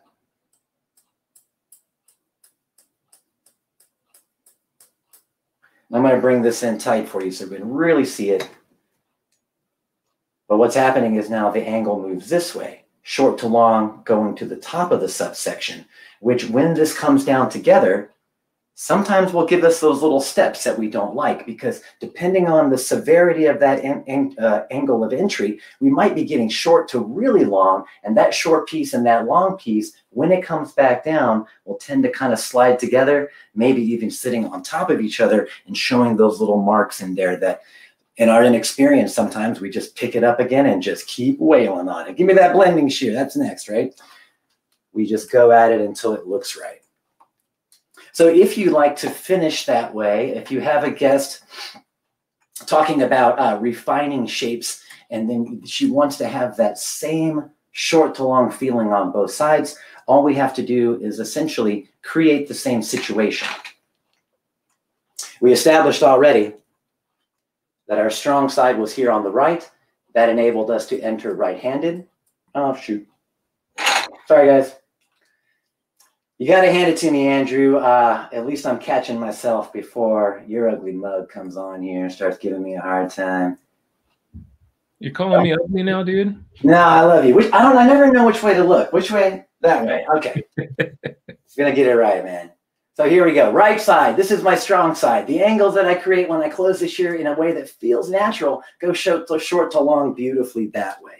All you have to do is turn the chair.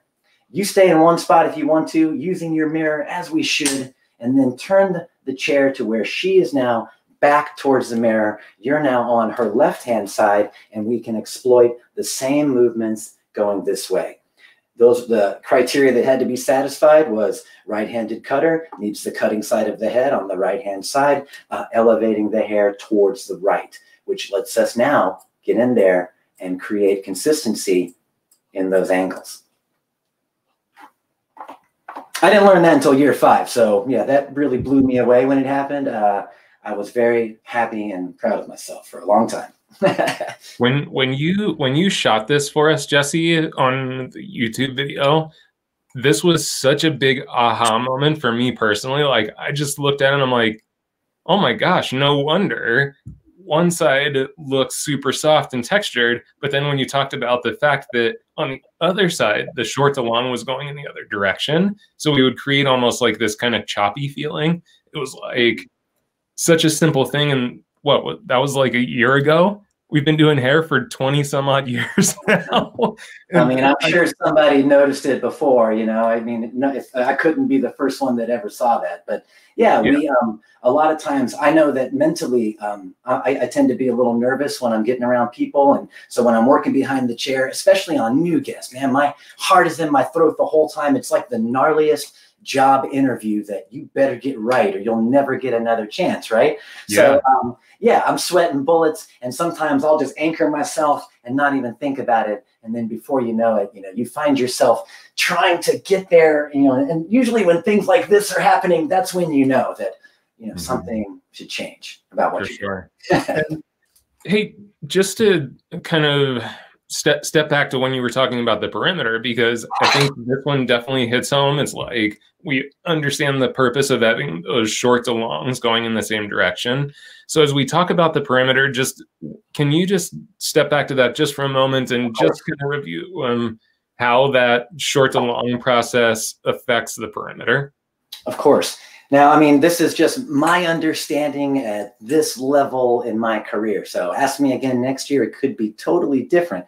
But it all started when guests would come to me and say, I love the bob that you've given me. I can get it to turn under very well on the right side, but on the left-hand side, it always wants to flip out on me. And, you know, of course, in our early years, we're like, oh, there must be something about your hair that's not working. But then when it keeps happening, it's got to be me. So I began to look at it. Just basically saying that, you know, ergonomically and naturally, our body's going to want to be a certain way when we cut hair.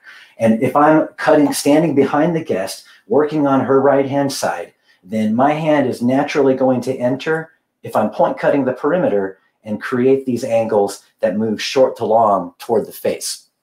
And as I work my way around, that angle is consistent until I reach the center back and don't change something. So if I'm still diagonal forward, once I cross the center line, that line now becomes diagonal back. And so it's going to create inconsistency on both sides. Won't be able to style the same because they're not the same.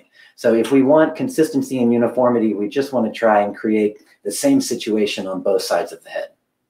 Do you notice that it influences the hair to move in a certain direction depending on that short to long movement? You know, I came at it from like, you know, Bob mentality is that if I cut something short to long, then it's going to move short to long. But I really don't feel that that's necessarily the case. There's so many factors to take into consideration, like the texture, type, and density of the guest. You know, where you might happen to catch that in the bend of the hair. You know, everyone wants to claim ownership of texture right now, but truth is, it's anybody's game because we all got some, right? So, you know, depending on where you happen to catch it in the middle of the wave, but strictly speaking, if the hair hangs straight and I create diagonal forward on the one side, it's my belief in this phase and my understanding that the hair will move towards the negative space. You know, so if I create this diagonal forward line, that the hair will actually be inclined to want to go backwards into that space. And I feel like I proved that for myself in the understanding that we have of bobs when we create diagonal forward lines to give us that short to long feeling towards the face. But in truth, the haircut is cut and styled to collapse towards the center back. Very cool. Man, I just love nerding out on this stuff. Yeah, seriously. And one of my themes for today, guys, is stick to the plan. And if you know me, you know that I say guys a lot. And when I say guys, I mean hot ladies and gentlemen from all over the world. Thank you for joining us and giving us your time today. Let's get into a couple other things. Hey, before you move on, because we didn't actually specifically address this, what do you do to switch the positioning to match on the opposite side? All right. Well, as a guy, I'll tell you, it's been a little weird. But what I really have to do is create the same cutting situation. So if I'm working on, how do you change when on the other side doing the bottom length? So I'm going to show that, Andrew. My perimeter is right under that box. Can you dump that comment there? Thank you, Deanon. So working along the bottom, quite easy to get where I want to go. Now, when I get to the other side, I have to change something. What I've been doing lately is kind of apologizing to my guest as I kind of rest my arm on their shoulder and the back of my hand kind of invading that, no-fly zone sometimes. I'm getting right on top of those collarbones and sternum. But yeah, if you want the cuts to be the same, you've got to put your hand in the same place or get the hair in the same place, recreate the same conditions on both sides. So yeah, coming over the shoulder there, resting my hand there, and beginning to work my way backwards. Awesome question. Thank you. What I'll often do a lot of times too is if I'm facing the back of the chair, then you can have your guest, you tell them, hold your head upright for me, and then look 45 degrees to your left. And then the hair should hang a little bit more over the back instead of being on top of the trap there where it's harder to get that good angle, hard to wiggle the shear into place there. Woo! Lots of good stuff so far. Thanks everyone for playing along. Let me move on here. There was one thing I wanted to show too. I thought Hugo was going to be on today, so I was looking forward to harassing him a little bit. But I wanted to talk about how we clean up perimeters. And there was a certain kind of grip that Hugo showed me one time that I'm still working on perfecting here. But I'm going to call it Hugo's hand. And it gives you a +10 to accuracy when working in the perimeter right on the skin. Check it out.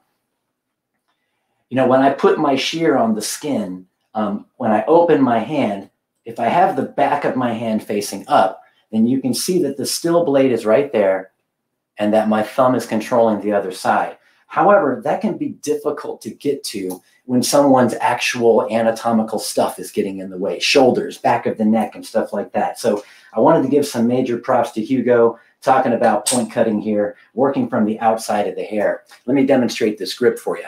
Here's the normal grip. Held in my hand, the thumb moves. But what we need to do sometimes to be accurate as we're getting right on the skin there is to change the way we hold it, to transfer the moving blade to the other side. And this is what I saw him do, is that he would actually get the other blade, typically the moving blade, the thumb blade, and just kind of hold it right there in his hand. Let me see if I can get in there. Yeah. And then you move the other blade. So it begins to look a little something like this. And then you can lay the other blade directly on the skin. As you can see, I've practiced this some, but I'm no expert at it. Come on tomorrow with Hugo, ask him super sweet like, and I bet he'll show you. And this is a really good way to be able to get under control and to get into areas that might be super tight for you because other things are in the way. And you can see now just switching it to the other side. Still getting those diagonal forward lines though. Attacking from the outside of the hair.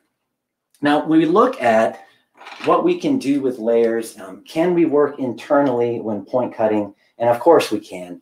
This was already demonstrated by Fumi earlier today, but I wanted just to talk a little bit on it myself, is that if we can get good tension on the hair, then we can get on the inside and work that line. And he was showing this a little bit ago with this pushing technique, where the shear would be slightly open, he said, at the tips, and then working that just inside. Same thing, micro cuts, allows us to penetrate deep into the interior without slide cutting actually, but just creating little randos. Get in there and make some randos. And you can selectively debulk the ends of this. We'll pull everything out that we just did. And as you can see now, it's getting a lot lighter out there. But notice that we stick to the plan. And some things to consider as well. Going along, kind of expanding on the idea of the entry angle of the shear is that people, every time we close this thing, an angle is created. So if we're working vertically, something's going to happen. If we're working horizontally, something's going to happen. So let's look again at how we push or maybe notch cut through the interior of a section here. Is that if I'm on the front and I cut this way, you can see, let me see if I can whip her around here so we can get a really good top view on this. Let me lower her a skoshi. There we go. So you can see as we hold this hair that there is a span right here that it encompasses. So this little bit of area is going to have some directional movement ascribed to it when we begin to cut the hair. Check it out. If I'm coming from the front of the face, and if I go too deep, working inside of that, then I'm getting little short to angles that happen going towards the back of the head as they lay horizontally on top. I'll put that up here on the board. You can see if the grain of the hair was coming off the head, coming from the top, you know, if we were to tap into that section from the front or behind, then we're creating some sort of angle that's going to create volume or length towards the back of the head or conversely towards the front, depending on how we attacked it. Really fun stuff to think about, especially when we work with a haircut that requires a lot of movement. You know, a lot of these trendy cuts today that we're looking at, Sam talked about the movement that we're seeing, and definitely true. You can't get to these end results by point cutting alone. They are predicated on deep interior movement. So as I'm sitting here on the front, if I work this way, then I'm actually creating shorter bits towards the front, which may cause the hair to want to push forward, may cause it want to push back, just depending on the angle of the shear and the texture and type of the guest's hair. And I'm going to bend her down just a little bit so we can see from the top. Kind of working that same idea, interior point cutting or notching that out as we come in. Notice that I'm holding this in elevation. My hand's going to have to come away from me, turn the scissor back. Notice my shoulder and elbow come into play. My body position changes slightly, and I can begin to work this way. Taking out little bits wherever I think texturization could happen. I kind of imagine myself as just a big old chunkin' shear when I come in there, that I can take out channels like that.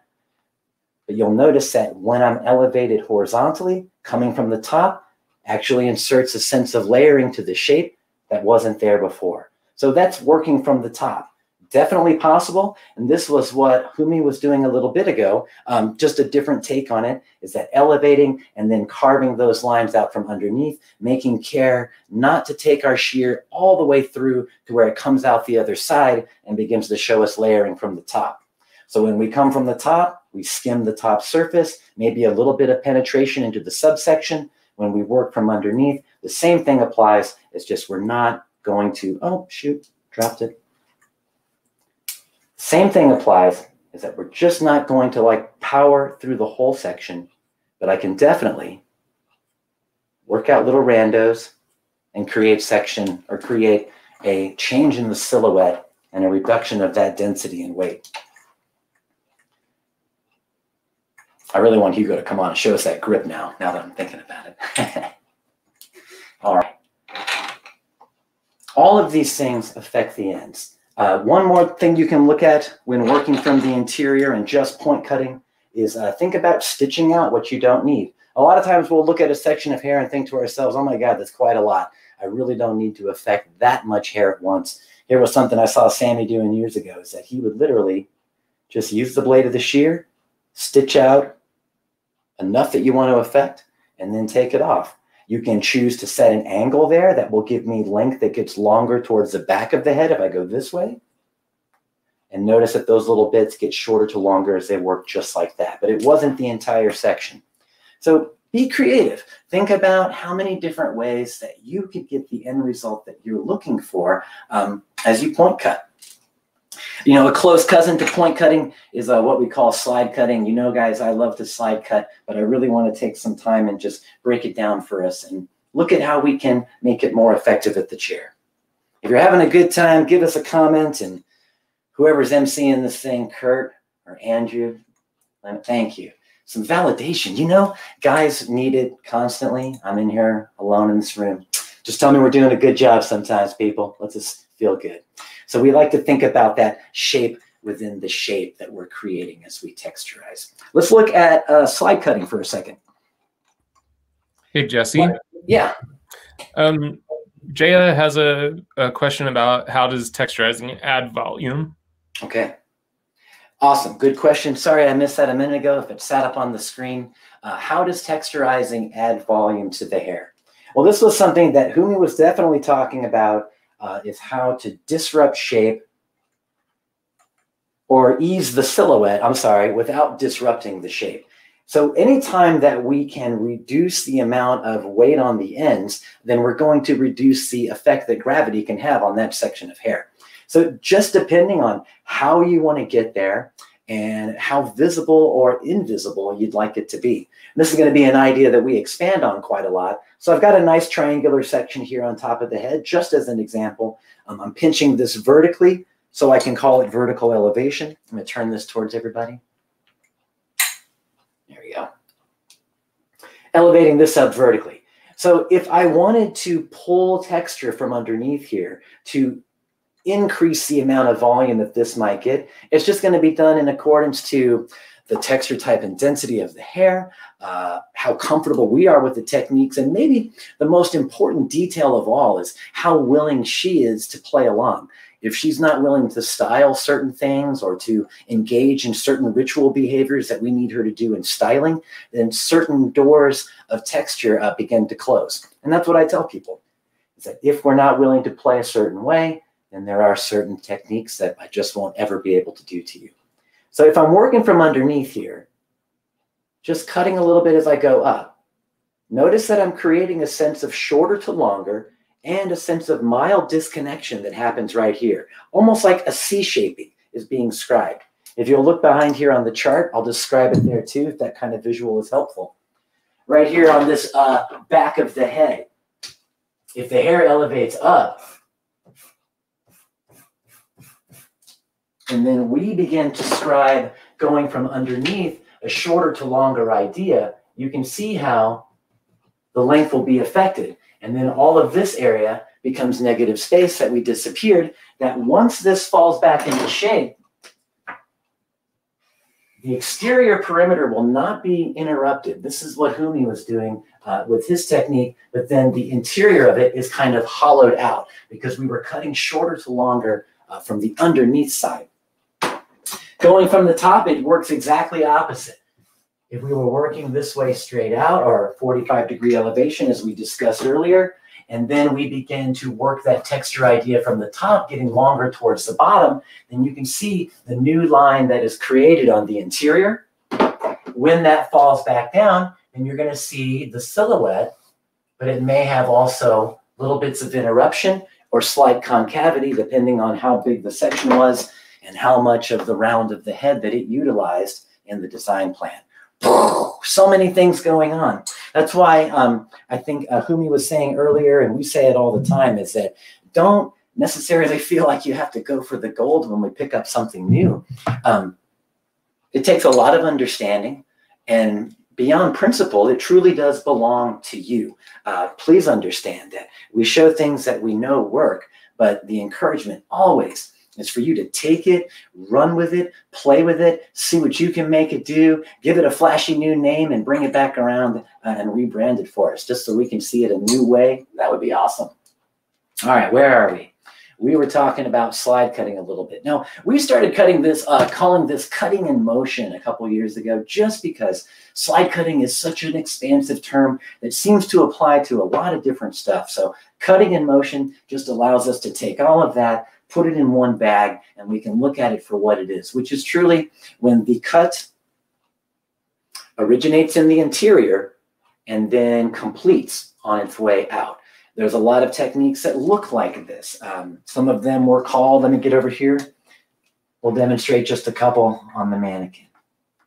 Just taking a nice vertical section, not a lot of elevation, just really wanting to work from the interior and cause something to happen. So turn this way. Lydia, thank you. And we'll hold that out like this. So working from the interior of the hair and then closing as we move forward. And you'll notice that there is a sense of motion there as this happens. So if I'm really just going to take stuff from the interior and slide forward, then I'm making sure I bail out before I hit the meat here. If we were taking length off the ends, we would hold it slightly differently. And that would allow me to come in this way, working that off. So how much hair is being affected when we do this?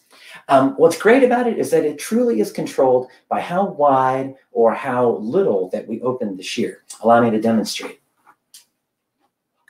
We'll take just an identical section here. We're just holding this horizontally. We're not really stressing over the haircut per se, just looking at the techniques. So coming in from the top here, if I open the shear really wide, you can see that I can originate a cut back here that will complete just before it hits my hand. So there we go.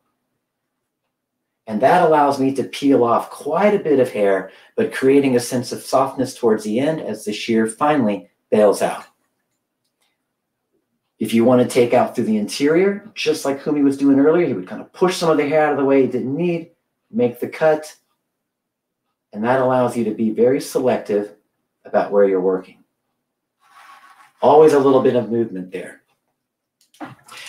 If we're not moving it, then it becomes interior point cutting. Some people have an idea that I've heard called pinching and talking, where we'll actually open the shear wide, and instead of fully closing it as we go, we sort of just wiggle our way as we go down. I think that technique is especially well suited if you're doing this and you don't have a slide cutting shear, because this shear is designed to help the hair bail out as we go. Most shears, here's our nice 625 Artist series, you can see how the blade is so cleanly straight all the way down there.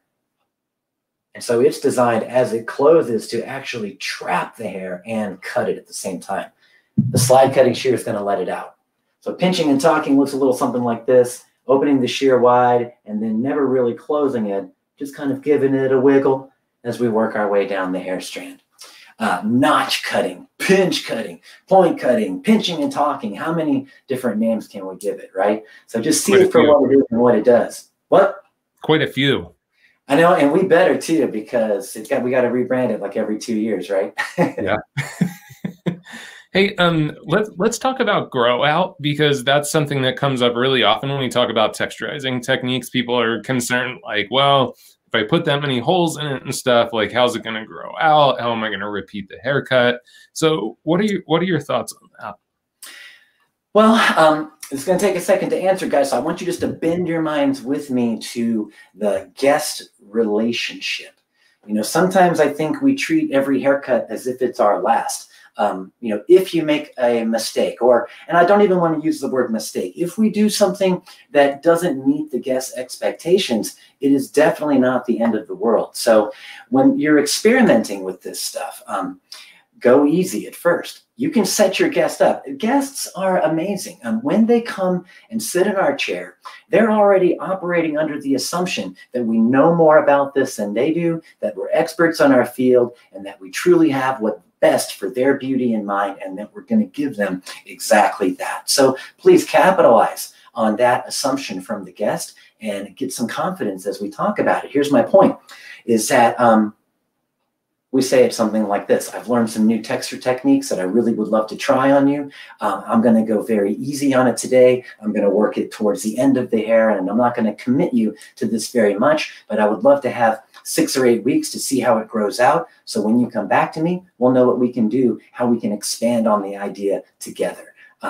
There is absolutely not a categorical answer for what the grow out looks like, or what am I going to do the next time that they come in. You know, we arm ourselves with technique and principle-based ideas that's really as far as it can go for us, guys. Remember that, is that when we get the idea, it is not the golden answer. It is only our discovery about a certain technique. I'm going to share with you as little as I know about it. Please go out there and try it for yourself. What I will say is play it safe. If you haven't done it to somebody yet, then you may say, what I want to do is, I love the layers that we've gotten here. I think that, oh, sorry. little lingerers from earlier.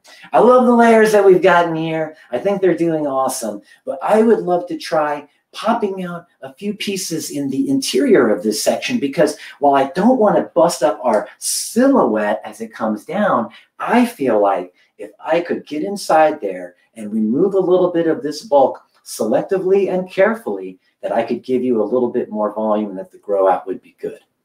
You know, just an example of the kind of verbiage we could use that sets us up for success. Of course, we're going to get the agreement for that. And then watch out, as I've been told, for the gravity zone. And that's if you've got a section held with tension, let it relax a little bit, and you can see where that bend is starting to happen. When that happens, they say that if we cut past that point, then the influence of gravity may no longer be as strong, and we might get a little, how's your father? Or whatever the hair would say if it could talk, right? So picking that up there, we got the agreement. We're going to keep it easy.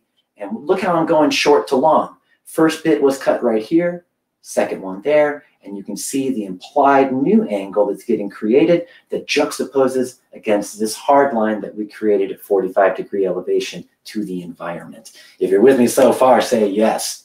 That was fun. So slide cutting originates from the interior and moves out. How deep is going to be designed by how wide or how shallow we open the shear. And after that, play with it and have some fun. We love mannequins, as you know. These are my local heroes right here who give their time and their self-esteem every day to help us learn, man. They have low self-esteem, Jesse, the mannequins? You know, they give me secrets, you know, many lonely nights on the road. You know how it is. I do. We do. Hey, before we kind of start to wrap up here, can you share with them maybe what the difference would be to make the choice, whether we would use something like a point cutting technique or a slide cutting technique? Awesome, definitely. And just in the few minutes we have left too, I want to talk a little bit about our blending shears too. So how to make the choice about what to do, I would say, and being very general in this advice, is that if the problem, I'm looking for the lock here. Sorry, folks, here we go. And bringing her up. So if the problem is in something that's very specific, like all I really want to do is just break the heavy line of my perimeter, then, you know, point cutting, working from the outside, creating a minimal sense of movement. You know, Sammy talked a little bit earlier about how it can be really good to, if you don't want to have the influence of that angle taking over, that you would point cut from one side and then immediately come back in and hit it from the other way. So what you get is you've created one angle that goes that way, and then you get another little angle that goes this way, and you get more of a picket fence idea rather than, you know, such strong influence created by a singular angle.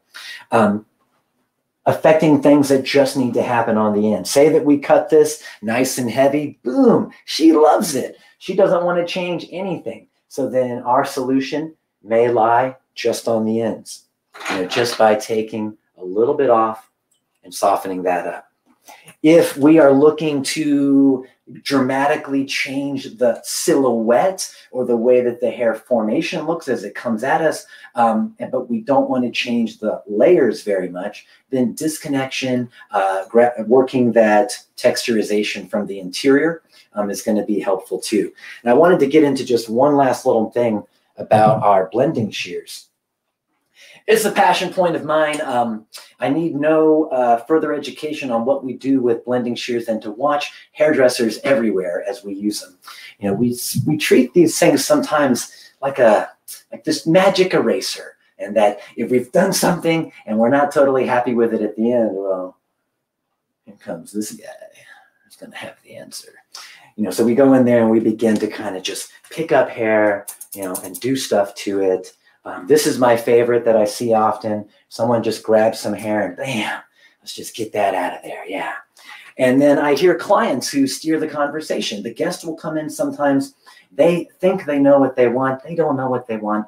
And they tell us to do things. And in our low confidence moments, sometimes we just agree. I literally had a new guest that I met the other day. And she says to me, I need you to thin my hair out. And I'll tell you when to stop. And so thinking of the long-term ramifications of that, we had a conversation and made some agreements. And one of those agreements was that me, the hairdresser, was going to make the final call. And that is also you, friends. So make sure that when we texturize, we do it for a reason. Just a couple more moments here on thinking about body position, where we are relative to the section, and the angle that's created by the shear. And then when it comes to blending shears, I would say consider them a shear. And that every time that we were going to close that, you ask yourself first, would I do this with just a regular shear? And if so, why not? Generally, within answering those questions, we're going to discover what we need to do. If I felt like this top layer was too heavy, we start to create shape within shape.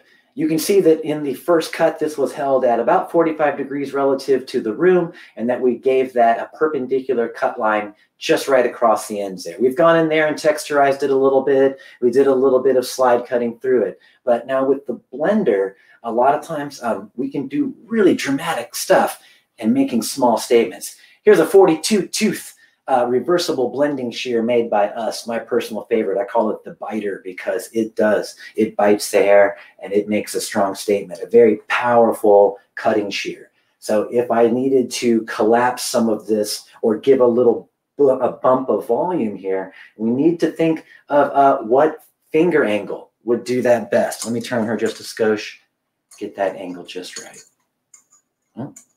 That little guy is not wanting to play today. It was originally cut like this. I can go in and create a new angle that would go short to long from the crown leading to the bottom. This is held vertically. So taking that there is going to cause this new shape, you can see as it comes down, to peak at this moment, which is going to give a little more collapsibility to the layer right there. Think about finger angle when we do whatever we do with blending shears, because it's got, a span that it's going to cut. There we go. And it's going to create a shape within that shape. Here's another way to look at it. I created layers by elevating this about 45 degrees and cutting perpendicular to the section. Now I might go in and create, you might call it an implied graduation. Let me turn her a little so we can see that. This was the original angle. What if I came in this way? What if I took Fumi's inspiration from earlier, kind of tweaking that short to long, heading towards the top of the subsection, went in there like this, boom, and create internalized graduation working in the same way. So that line is once again going to kind of scoop out this area and allow this to remain, but give us a little bit of pop underneath it. Just give it a little bit of lift right off the crown right there. Working horizontally, the same. A lot of times we want to texturize the top layer, but maybe we're just looking for more volume in the crown that gets a little bit longer as it goes towards the face. Then most certainly take that horizontal section, and I'm going to incline her towards us a little bit so we can see that real good. There we go. A nice horizontal section, but then as we go into blend, think also about the angle that's being created. So if this is the face, we could cut shorter, going longer towards the back of the head, or if we wanted more pop in the crown, then perhaps that angle needs to be shorter in the crown, heading longer towards the face, like so. I'm going to leave that right there a second. Just like so, a little longer towards the face. The reversible blending shear makes a pretty powerful statement. We also make one called the Invisiblend. Sammy loves this one. I do too. This is the slider, not the biter. 23 teeth. This blade is not actually sharpened. So once it's closed, there is no sharp surface on the inside. Feel free to let this one be your magic eraser. When it's time to channel cut, think about doing it with a blender. Is that you'll get very forgiving results. Make you look cool in front of your guests too, or scare away that one you've been trying to get rid of for a while. I'm just kidding. Don't do that. But, sometimes we do want to look cool to our guests. And if they haven't seen us span a big section out and point cut it in a while, maybe it's time. Or maybe we need to get in there and channel cut this a little bit. I'm down to my last couple minutes here. I'm trying to pull a Sammy here and just overwhelm you guys with content until somebody makes me stop. And then I'll keep going anyway, because that's the Sammy way. I've missed you guys. All right. Just got a little pixie here too, just to look at channel cutting a little bit more. Channel cutting, Fumi demonstrated for sure, definitely is predicated on the relationship or how the scissor interfaces with the grain of the hair. So just looking here at the top of the head, we get the hair moving in a certain direction, and just know that, if I work the shear in parallel to the grain, then I'm going to take out very little at a time. The more I begin to work against the grain, the more of a strong statement you're going to make. And if you were watching Fumi's segment, it looked so awesome when he was doing that on the back of that lady's head, and you could see those amazing little angles being scribed, and then he fussed it out, and it looked just perfect.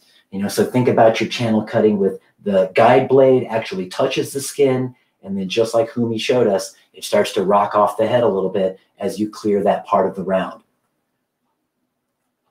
The more you oppose the grain of the hair, the bigger statement you're going to get. And then if you just want to add that little element of thinking of the angle of the shear and which way it's telling the hair to go as we do that, it'll give you a more complete picture of how we affect the hair and what the grow out's going to look like. Because if we know the lines that are in it, it's much easier to predict how it's going to behave over time. And you will sound like Cracker Jack too if you can tell them, here's what it's going to do in 4 weeks, here's what it's going to do in 8 weeks, and when you're back in 10, here's what we're going to do. And that gives them the master plan that just people keep coming back for more. We do love a plan. Oh my gosh, I'm looking at all my flip charts in here. I think I got almost everything covered. How are we doing on time? I finished my segments on time, bro. Yes, you did. Like perfectly. I mean, oh, wait, no, we're running a little late now. Oops. I'm sorry. I could have vamped a little bit more, but people get tired of me when I do that. No, they're saying keep going, keep going. Man, what else could we have covered? I just really lately, if I could tie it all up in a couple quick points, you designed a haircut. Stick to the plan. Don't go in at the end and just start going willy-nilly about it. If I was so careful to elevate a certain way when I created the silhouette, then have the same respect for your own shape there to do it again before you texturize. Think about the entry angle of the shear and how we're influencing the hair to move, and how sometimes maybe we even create our own problems at the chair. So just look a little closer. I love to say put on them peepers and go some deepers. So just look very much at what we're doing and think about how we can improve on it, guys. Yeah. And I think that's something that we talk about pretty often, is just every single thing we do work with a sense of intent and purpose. And it's just knowing, there were so many aha moments for people today, just thinking about, oh my gosh, if you pick that section up and you would create the angle with the blending shear, again, you always have the best words for something, but creating some kind of implied layering or graduated kind of shape within the shape. And you're right, a lot of times what we see, especially when we're doing in salon programs or hands-on education, is, okay, let's do some texturizing and detailing, and it's kind of like, grab that blending shear, just pick up a hunk of hair. Hey, I'll confess, man, I do it too. Like, if we're having a crushing day in the salon, I've been double booked since 8 a.m. My lunch was delivered an hour ago, and I know that mess is cold. And all I can think about is just tasting that cheeseburger before I start my next guest. Yeah, that's when I find myself like, just doing something to the ends. And, I shouldn't do that.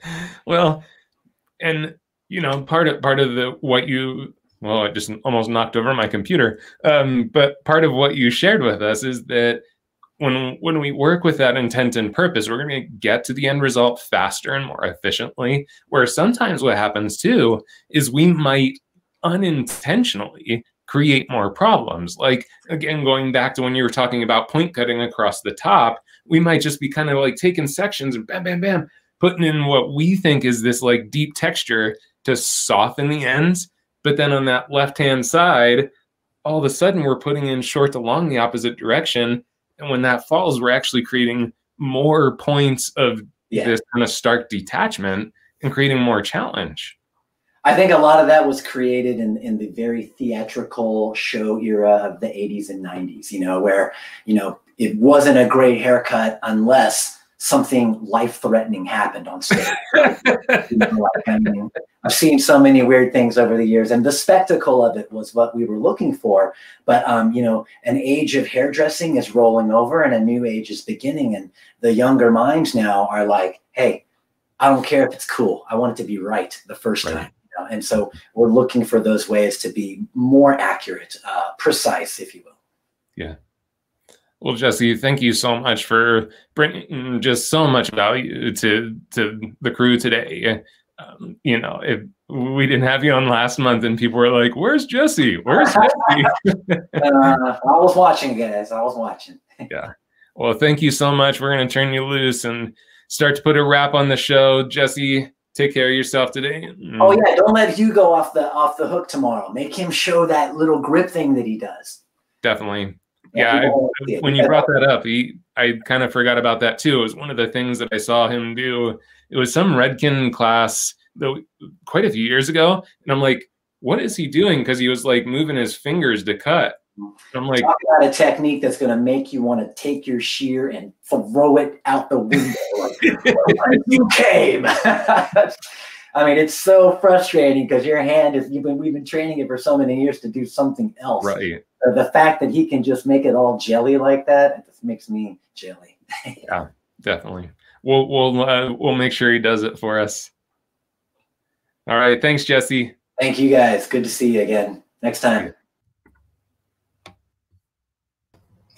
Andrew, I know you're on a roll here, and it's been a great time hanging out with you and Jesse just now. I appreciate that there's an agenda that you have to meet. We're going to let you go ahead and make your move as well and bring back Sam the Man, and maybe close this great first day of 2 days, which we will see Andrew tomorrow, which we'll talk a little bit more in a second. Andrew, be safe. Take care of you. See you soon.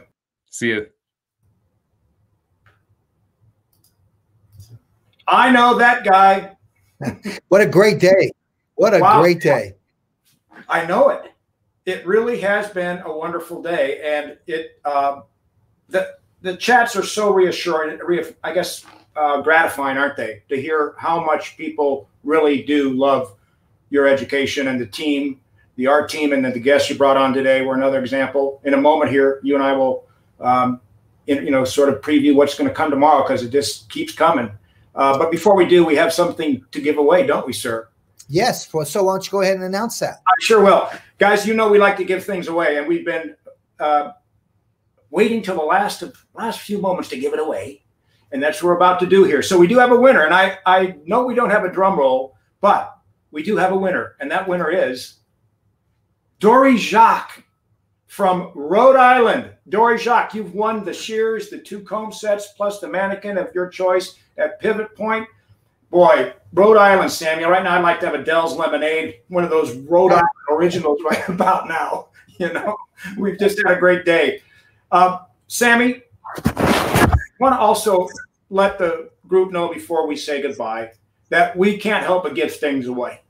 And we just will continue to give things away.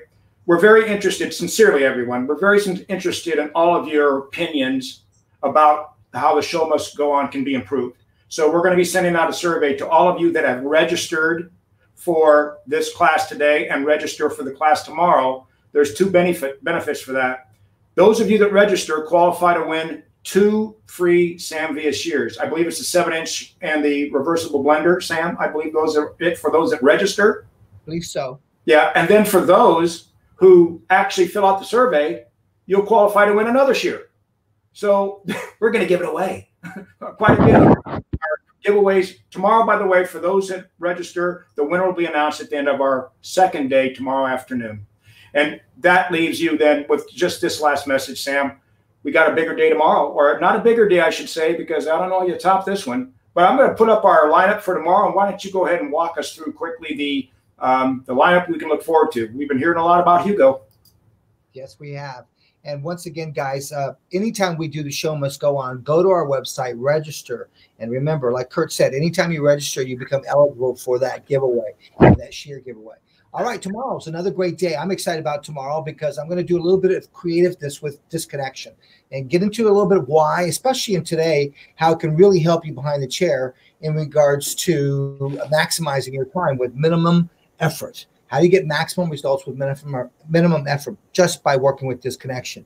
Then following that, we've got some color coming up, and that's going to be Anna Peters. So don't hesitate now. You've been asking for it, but she's going to kind of work with that in terms of colored blowouts and things like that. So you'll see that tomorrow. Then we have, everybody's been talking about it, Hugo Arias. Hugo Arias will be with us tomorrow. He is an incredible Redken global artist, but he's going to be exploring a technique and a concept he calls outcutting. So don't miss that. Then our man Andrew will close the day out, and Andrew's going to be visiting the concept. What's Andrew visiting? Cut with curls. That's what Andrew's visiting. So great day tomorrow. Also, I want to thank Fumi. Fumi, you were incredible, my friends. It's all about the details and the details. And at Samvia, we talk about that a lot. But one of my big takeaways was truly understanding adjusting density. And with just that one technique, watching that shape sort of melt, I mean, was incredible. So, Fumi, thank you so much for sharing your passion with us. The community just loved it. And Jesse, man, I love you. I love the idea of the different angles going in and understanding the principles and the lines and why, and understand your shear angles. You always bring it and show it up with a great sense of humor. We love you, Jesse. We miss you. Anna, thank you again, my dear, for what you did with all about options. And remember, guys, you're wondering, why would I want to do that? Things are changing. Let's keep our minds open. Let's embrace everything that we see, and then make it work for you in your own special way. Love the options that Anna gave in regards to maximizing your time, once again, with doing non-wet sets, and or even some of them were wet sets. But the idea of taking care of the client is so important. Don't miss us tomorrow. Thanks for the man behind the scenes, Kurt Gerheim, and Andrew. Thanks for joining us today, buddy. We appreciate you and look forward to tomorrow. Thanks, guys. Have a great evening, and don't forget to follow us on our IG handle, Samvia Hair. For more hair tutorials, visit YouTube. We love putting our stuff on YouTube and on Facebook. And don't forget Samvia Professional on Facebook. All right, guys. Thanks so much. See you soon. Bye-bye.